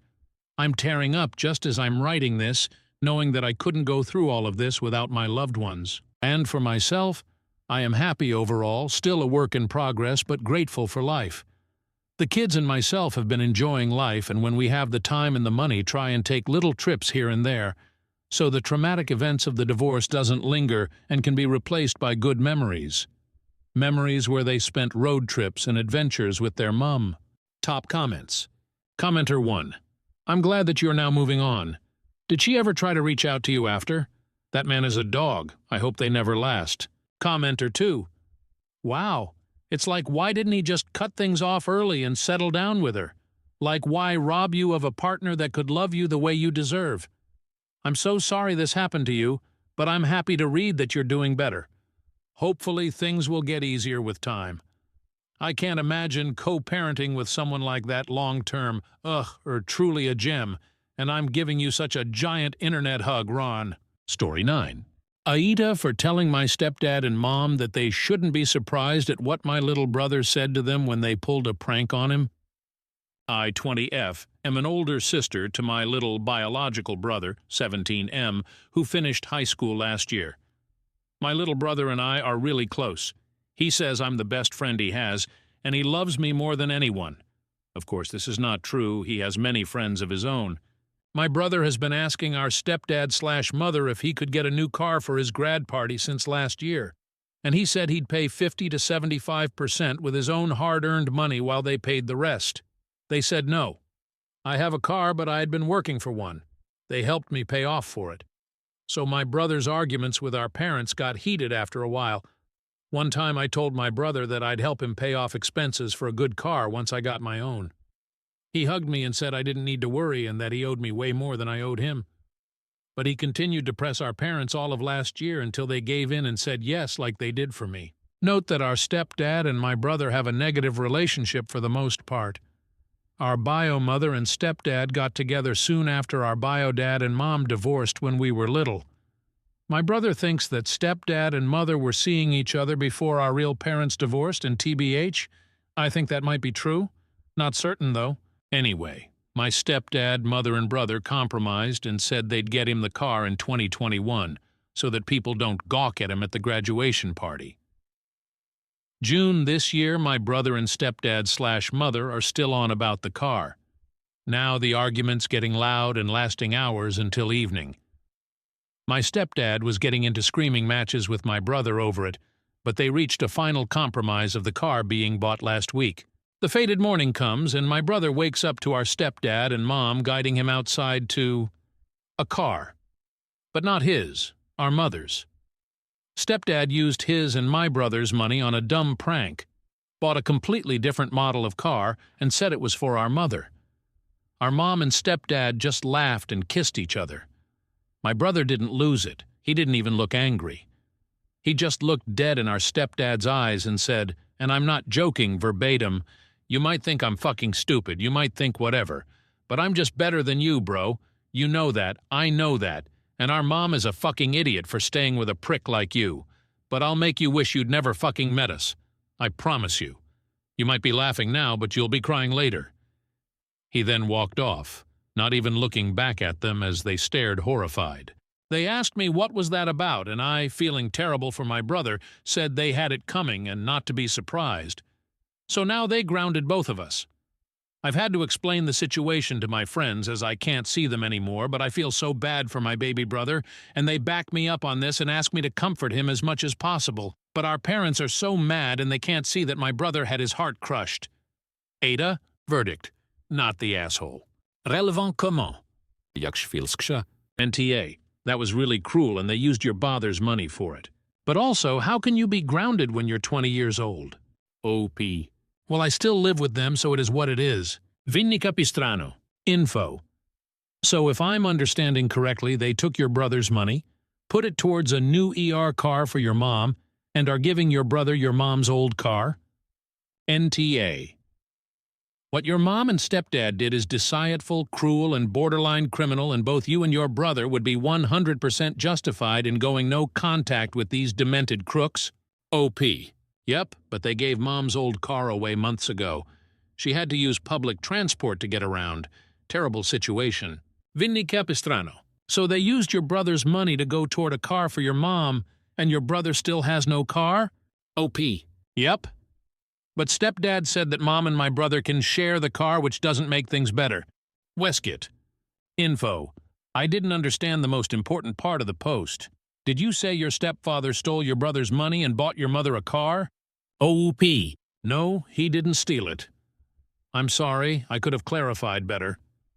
Before stepdad purchased the car, my brother and stepdad pooled the money for the car to spend in a single purchase. Snarky Goblin 85. NTA. I'd move out with my brother if I were you and cut ties with them. If not now, then as soon as feasible. Or if your dad is in the picture still, then maybe see if he can step up for you and your brother. They stole your brother's money to buy themselves a vehicle and laughed about it. They are grounding you at the age of 20 because you called them out on it. There is no respect in that house. I wouldn't feel comfortable relying on them for anything. I wouldn't want to go to university when any minute they could renege on whatever fiscal arrangement you guys had made. Also, that isn't a prank, that is a crime. Oppo. That is a crime. It is? I'm taking this very seriously. Do you think I can tell on my stepdad to police? My brother and stepdad agreed to put the money away for the car that my brother wanted. The issue was that he made a purchase he didn't want. Is this illegal? When asked how she thinks she is the asshole in the scenario, my stepdad thinks I insulted his pride, and my mother is offended I took my brother's side on this, so it might make me look bad in their eyes and like a bad child. When told to leave and move in with the bio dad, thank you everyone. All the insights mean a lot. I'm working on talking to my brother on a potential legal action like a lawsuit to get the expenses back from our stepfather. My bio dad is generally nice and loving to us. I think he barely tolerates our stepdad and his ex-wife, our mother, and he'll take us back in full time if the law allows it. If not, my brother and I will move in together to our own place. Right now, I'm trying to be there for my little brother as much as possible. Lots of cuddles and free food, but he won't stop bawling his eyes out. I'm worried psychological harm has been done to him. Brief update too. Alta for telling my stepdad and mom that they shouldn't be surprised at what my little brother said to them when they pulled a prank on him. July 16th, 2021. Here's the original post on R. Amel the asshole. Eta for telling my stepdad and mom that they shouldn't be surprised at what my little brother said to them when they pulled a prank on him. Amel the asshole, reddit.com. In the time away from the post, it kind of blew up Imao. My brother and I appreciate everyone tuning in with their insights. I took a break from work today to call my biological dad. Since LM over the age of 18 in our state, custody arrangements aren't as stringent on me and my brother in a few weeks. My biological father legally sees us 40% of the time and my biomother 60%. I have the legal right to choose if I should stay with my biomom and her husband and my biological dad, who, in my opinion, is a much better fit. My brother and I have agreed our biological dad is the only way out of this madness, so we're going to move out. We'll raise the issue in court if need be. We need to get away from this madness. Right after writing the posts and getting comments suggesting legal action, I talked to my brother about it.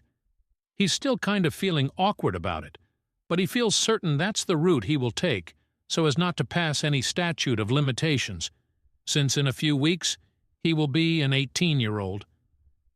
I'm certain a few weeks is fairly safe, though, LOL. I am not legally smart at all, nor is my brother, but we're getting good at this stuff. He got robbed, and he deserves his money back. A few comments mentioned the setting up of a GoFundMe. My brother wants everyone to know that he appreciates the gesture, but asks people not to do that to themselves. He is adamant about taking his stepfather to court over this, and said that the messages of support were extremely touching. He wants everyone wanting to donate somehow to him to keep their money and use it to better themselves and their families. And all the offers of free cars from working mothers to him broke him. He said people with families deserve their cars more than he does at his age. Lastly, I end this by saying thank you to everyone, for my brother's sake and for my own. We realize what a terrible situation we are in, but we're taking steps to get away. It means a lot. Edit. If it's meaningful to anyone, the car my baby brother wanted was around $18,000. 75% of that purchase, so $13,500, was pooled with the remainder of the money my stepfather had. My father purchased a cheaper car with his own and my brother's money. Is $13,500 worth going to court over? Story 10. Ada for ruining the surprise my boyfriend organized for my birthday. My boyfriend, 26M, and I, 23M, have been dating for a little over 8 months, and on early November it was my birthday. I was excited, as it was the first time we were going to be spending either of our birthdays together, and he had spent all of October teasing a surprise he was planning. Now, for context, I should mention I have a very complicated relationship with my parents. He knows this, and we have spoken in detail about why that is the case. My parents are out of my life and have been for the past 2 years. He knows all this. Because of my relationship with my parents, for the last couple of years, I spent my birthday with my best friend, who I consider family. So, when my boyfriend let it slip on my birthday that the surprise he had planned was a family dinner, I had sort of assumed it meant my sister and her husband and my friend and her partner. I was wrong. The surprise he had planned was flying in my parents from a whole different city. I was confused as to why he would bring them, but I might have overreacted. I don't think I even stayed there for more than 30 minutes before I walked out of the restaurant and drove home. I don't really remember much of it. I just couldn't sit there and listen to my parents belittle me while my boyfriend was sitting there. The next day, my boyfriend showed up to my place. I knew we were going to talk about the previous day, but I guess I was expecting him to apologize. He didn't. Instead, he got angry at me for ruining the surprise he had been planning for a long time, and he said he just wanted to give me a chance to have a normal relationship with my parents. I understand where he is coming from, I guess, but I really didn't appreciate the way he went about it.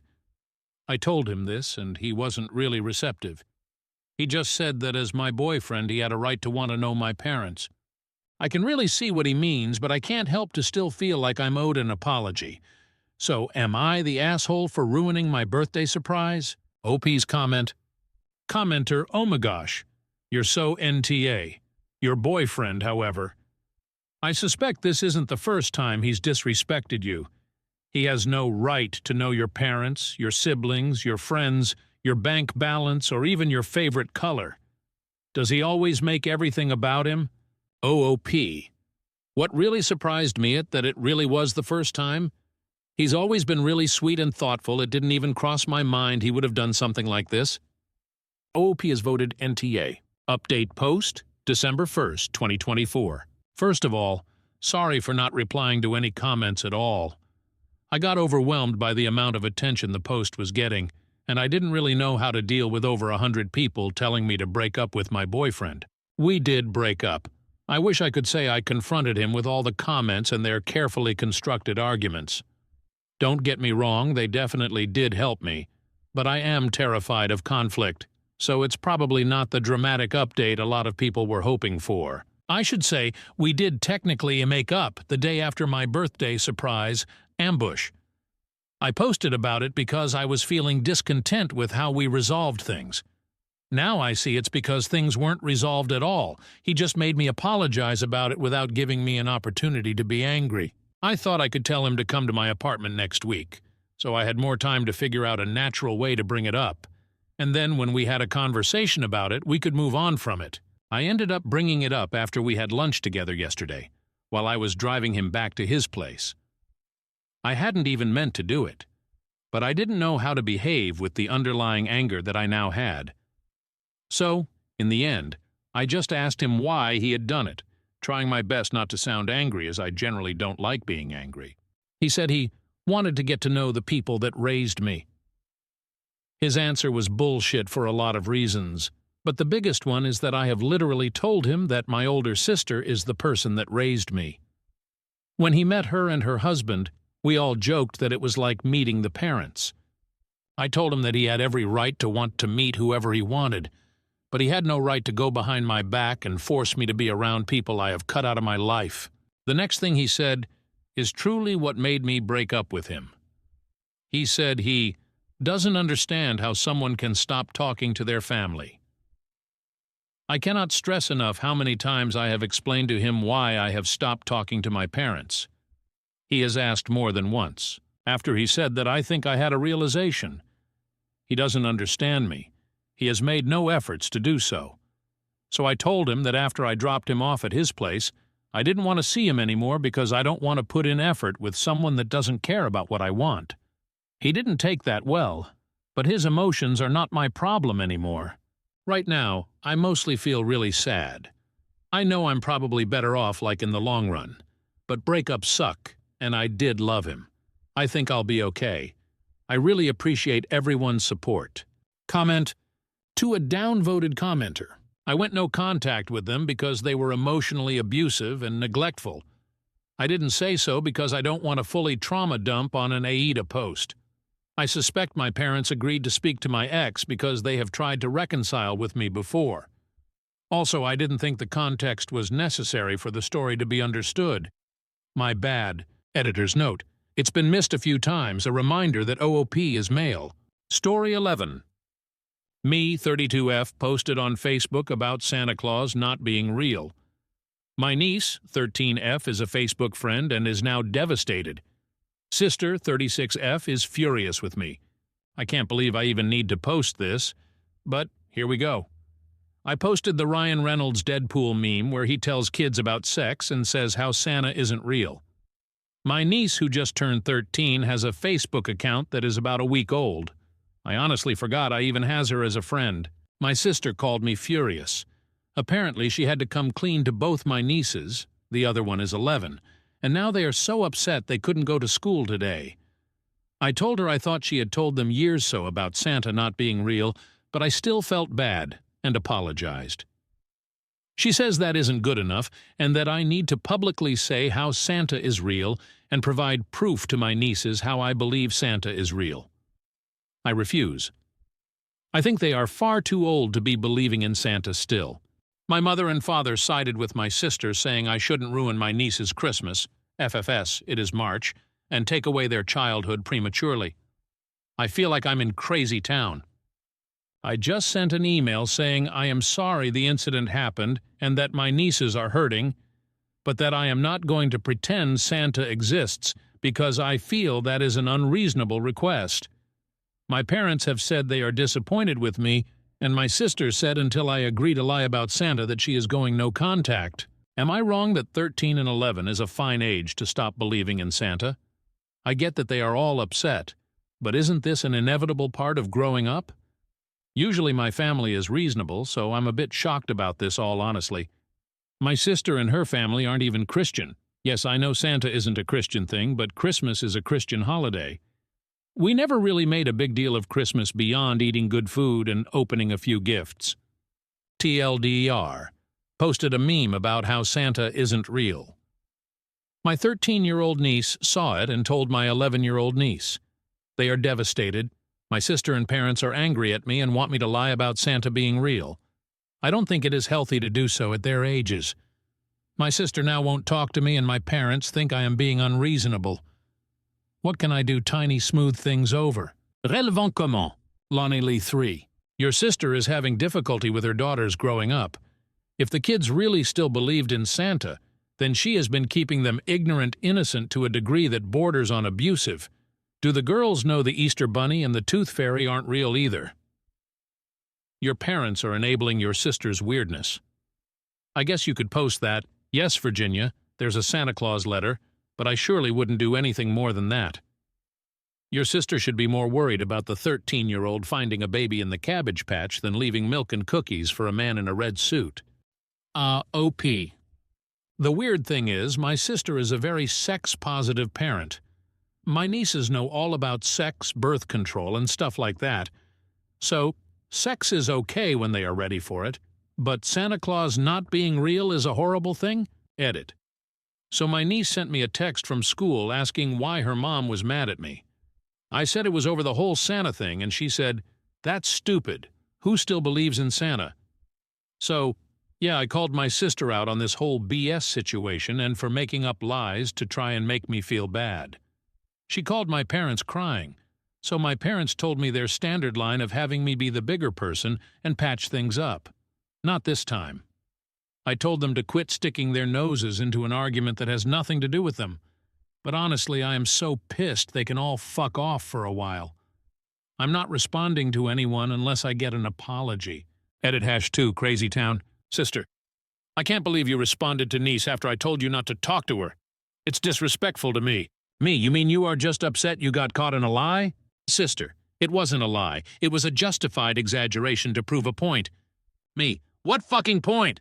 Sister, that your words and actions on Facebook have consequences. Me, let me get this straight. You won't let me talk to nieces because I posted a meme about Santa not existing even though they don't believe in Santa anymore? Sister, what if they were younger? Me, they aren't. What the fuck kind of logic is that? Sister, I can't talk to you when you're being unreasonable and refuse to see the point. Me. Okay, good luck with that. When you are ready to apologize, you can send me message. Sister. What the fuck do I have to apologize for? I don't even know why you're upset when I'm the only one with the right to be upset here. Me. Figure it out. Edit #3. You know, this isn't normal behavior for my sister. I reached out to my BL and he says he's been concerned the past few days. It's been like a switch was flipped and she started acting nuts. He's going to make her an appointment with their doctor. It might just be stress, but never hurts to check it out. Update March 29, 2016.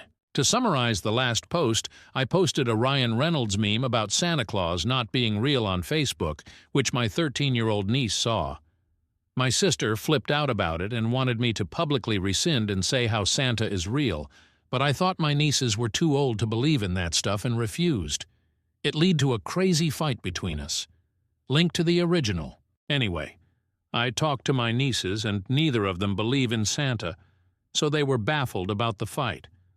I talked to my BL, and he said my sister has been flying off the handle lately. We agreed she should probably get a checkup, and he convinced her to go to the doctor. On to the update. They did a MRI, and nothing showed up. Then they did some blood work, which looked fine, except some elevated cholesterol. She isn't pregnant. They pretty much wrote her off as a crazy person and sent her to a psychologist for stress.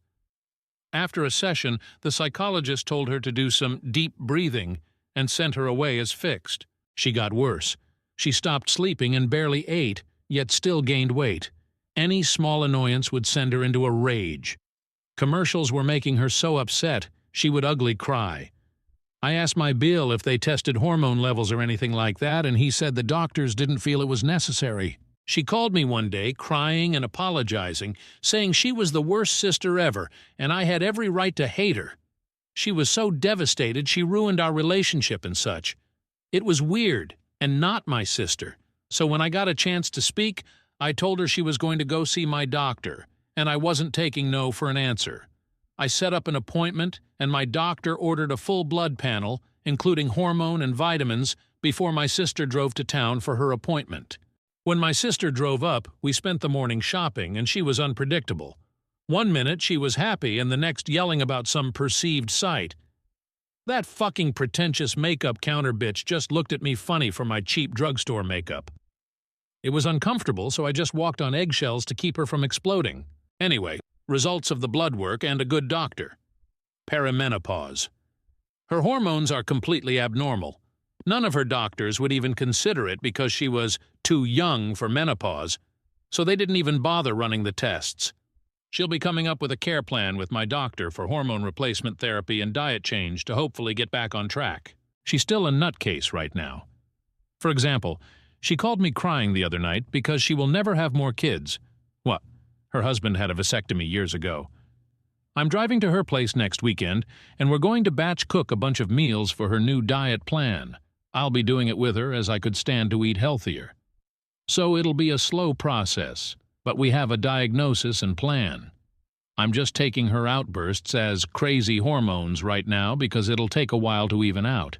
I got her a dark chocolate cake for Easter that said, "Happy Reverse Easter," when the Easter bunny takes back your eggs. Because I'm kind of a jerk. She thought it was hilarious though, so we are good. TLDR. Sister is going through perimenopause, so she's irrationally, but understandably nutty right now. Oh, and Santa Claus still doesn't exist. Edit. Removed the comment about being bipolar.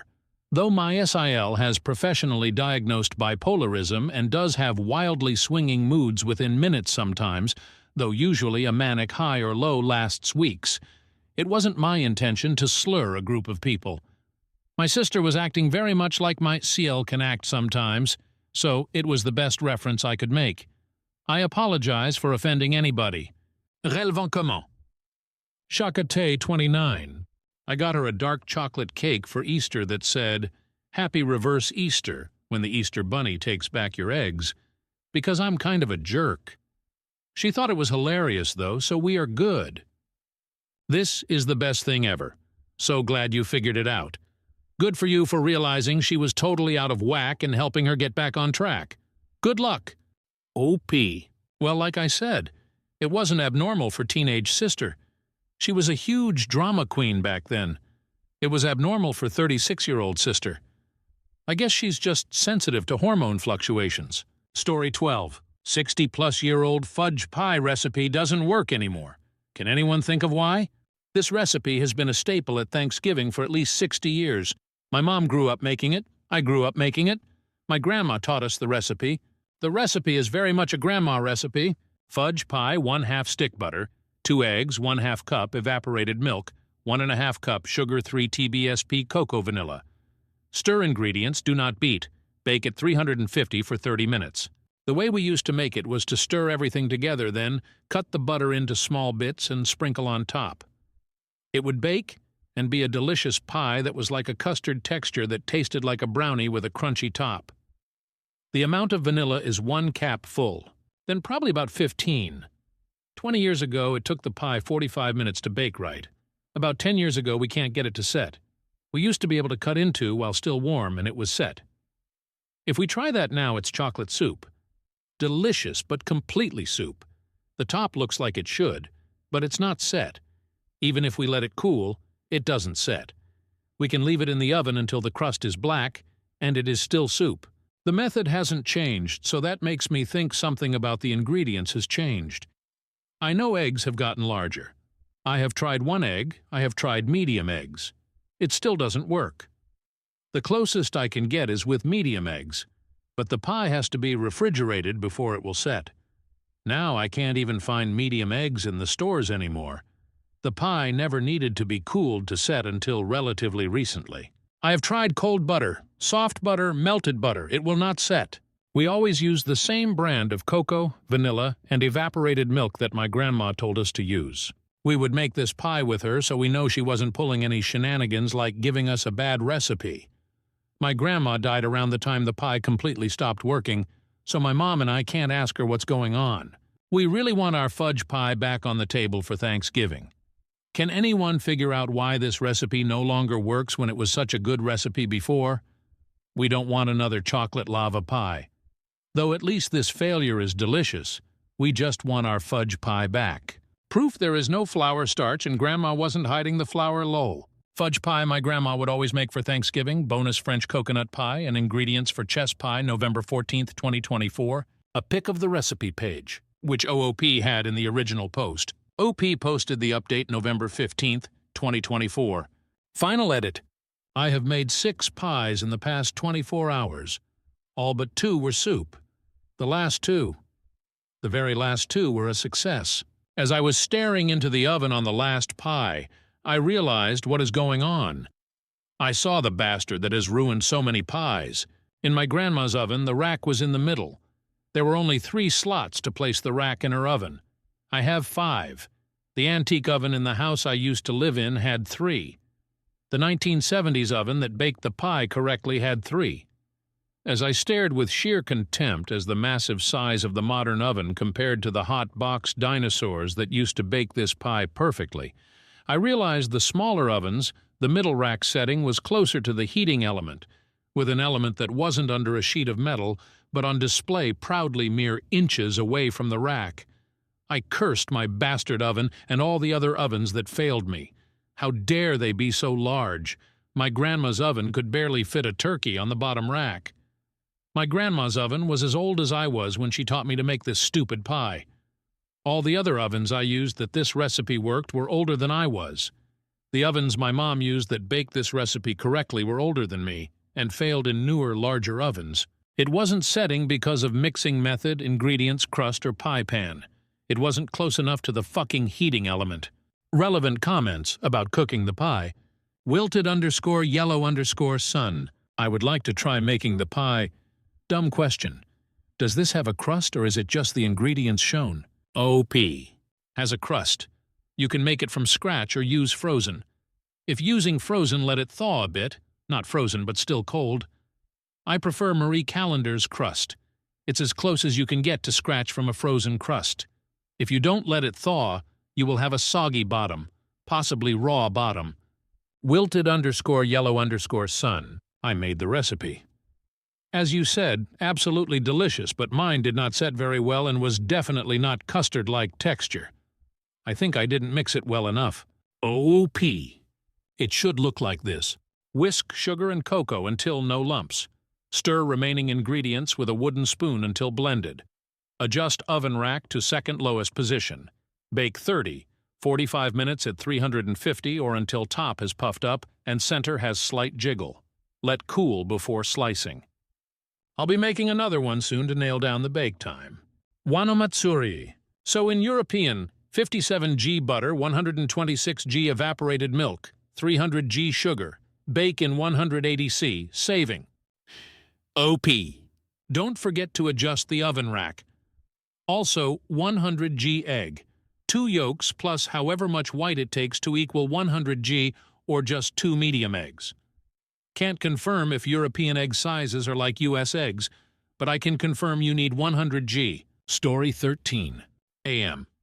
I work from home and my coworker wants me available 24/7. I work at a small company with about 10 employees. Because it is such a small team, and most people have been there for a long time, 10+ years for most, it is a very relaxed environment, and unfortunately, this has bred some bad habits and toxicity into the culture. Nothing especially groundbreaking, and for the most part it was being ignored since most of the negativity was coming from one source. Our main admin, Karen. This fall, an opportunity opened up for me to work exclusively from home, due to the nature of my particular position, and I jumped on it. I go into the main office about twice a month, and for the most part it's been a dream. I am vastly more productive, work hard to ensure that I maintain good work-from-home habits, and have found that my mental health has improved drastically. Since the transition, I have done everything I can think of to set clear expectations as far as when I am available. I have specific, set hours when they can expect me to be at my desk. I use Google Hangouts away messages to say if I'm up from my desk for a quick break to stretch my legs, use the bathroom, etc. With a time I'll be back. I also always have my personal cell on me in case it's a rare emergency. I do most of my communication with clients and our team via email, but I do have a VoIP phone that dials out with the main office number, and I can be inter-office paged via this phone as well. Almost the whole team is great with this arrangement, with one exception. Karen cannot seem to respect these boundaries. She'll page me outside of my work hours, or regardless of whether I have an away message set, and if I don't get to my phone fast enough, I can hear it elsewhere in the house. She'll call my cell, usually for a very simple question that could have waited or could have been an email. If I point out that I set an away message, she'll say, "Sorry, I didn't see it." I have even paged her and told her I'll be unavailable for an hour, and she'll agree pleasantly, and then turn around and page me 15 minutes later, followed by the usual call to my cell if I don't pick up. I will also often come back to see that she's IM'd me in an effort to get my attention as well. When I politely point out that I had set an away message, was away for a short time, this question could have been an email, etc., Karen will often reply with, "Well, I didn't think it was a big deal since you're already there." My position does have a certain degree of needing to be on call. If certain things happen with my projects at any time of day, I do need to act. But Karen's questions are rarely about that so much as spell-checking and nitpicking coworkers' work, which is another problem she has and one of the chief reasons I leaped at this opportunity to keep my job but not work in that office. I should note that working from home is a perk offered to everyone as an as-needed thing, and there is one other employee who works from home full-time. I asked him, and he says that he has not experienced this level of intrusion at all. And then when he says he's busy, Karen leaves him alone. No away messages needed. Meanwhile, when I say I'm busy, Karen says, "Oh, I know, we all are," and continues with her question behavior. What can I do differently to enforce these boundaries? I have stopped running to the phone if I've communicated that I'm away and I hear a page or IM, but that doesn't stop the inevitable tide of calls and texts to my cell phone, or sometimes she'll just page and page and page until I get sick of hearing it and answer, even though I'm taking a break. I pride myself on being just as available now as if I were in the main office, but at this point, I'm being forced into being much more available at home than I ever was when I worked in that building. How do I keep from turning my work-at-home situation into, "Haha, actually I just live at work now"? I had this open as a draft. Got up to refill my coffee after setting a back at 10:30 away message. Yes, with the all caps. And what do I hear from my kitchen but a page and a, "Hello? Hello?" Allison writes back and asks if the paging can be muted or turned off. I don't know if I can mute it. I can turn it down so I can't hear it elsewhere in the house, and I have, but then I get bombarded with texts and passive-aggressive comments when I come back to my computer. Right now I have it at a volume where I can hear it if I'm up, but it's not startlingly loud if I'm sitting at my desk either. I suppose I'm also worried about drawing the boundary too firmly and seeming unavailable to my colleagues who aren't Karen, you know? I can definitely see the value in being able to communicate within the office quickly, and it definitely does make working from home easier. But there have been plenty of times when I've tried to page a colleague, can't get a hold of them in that moment, and either make a note to try back later or write an email if it's urgent, and move on. That's the overall staff's approach, regardless of whether working remote or in the brick-and-mortar building.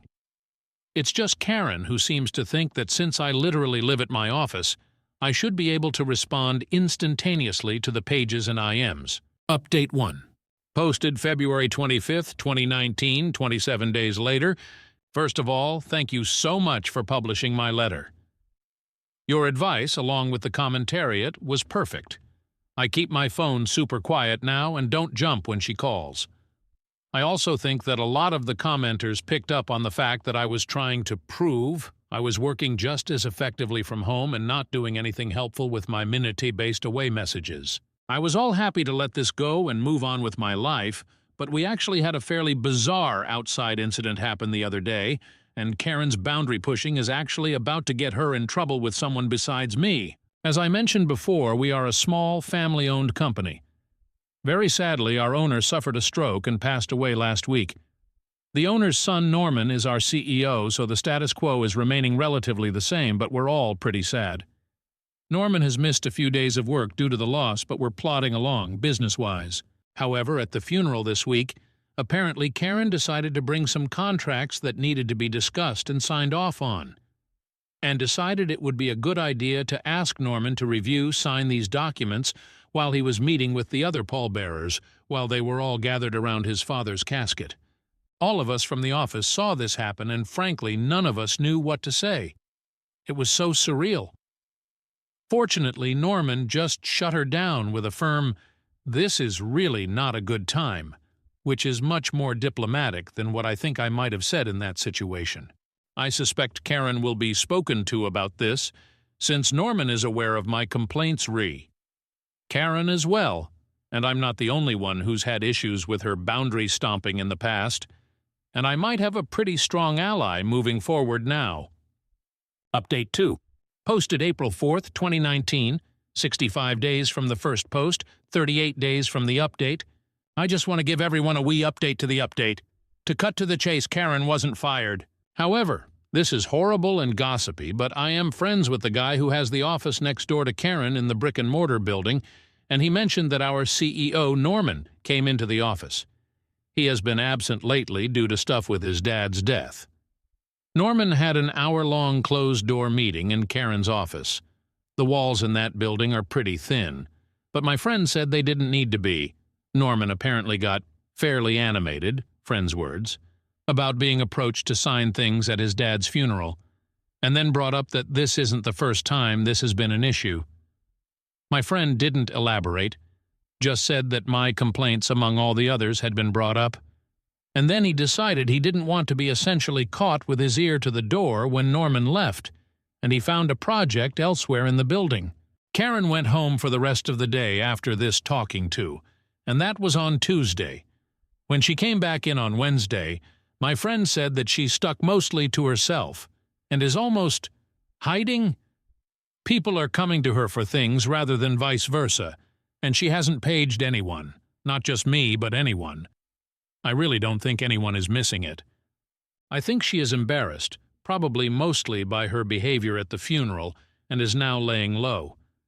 I'm hopeful that this will be a wake-up call to her, and that she'll understand that her need to get work done doesn't trump everything.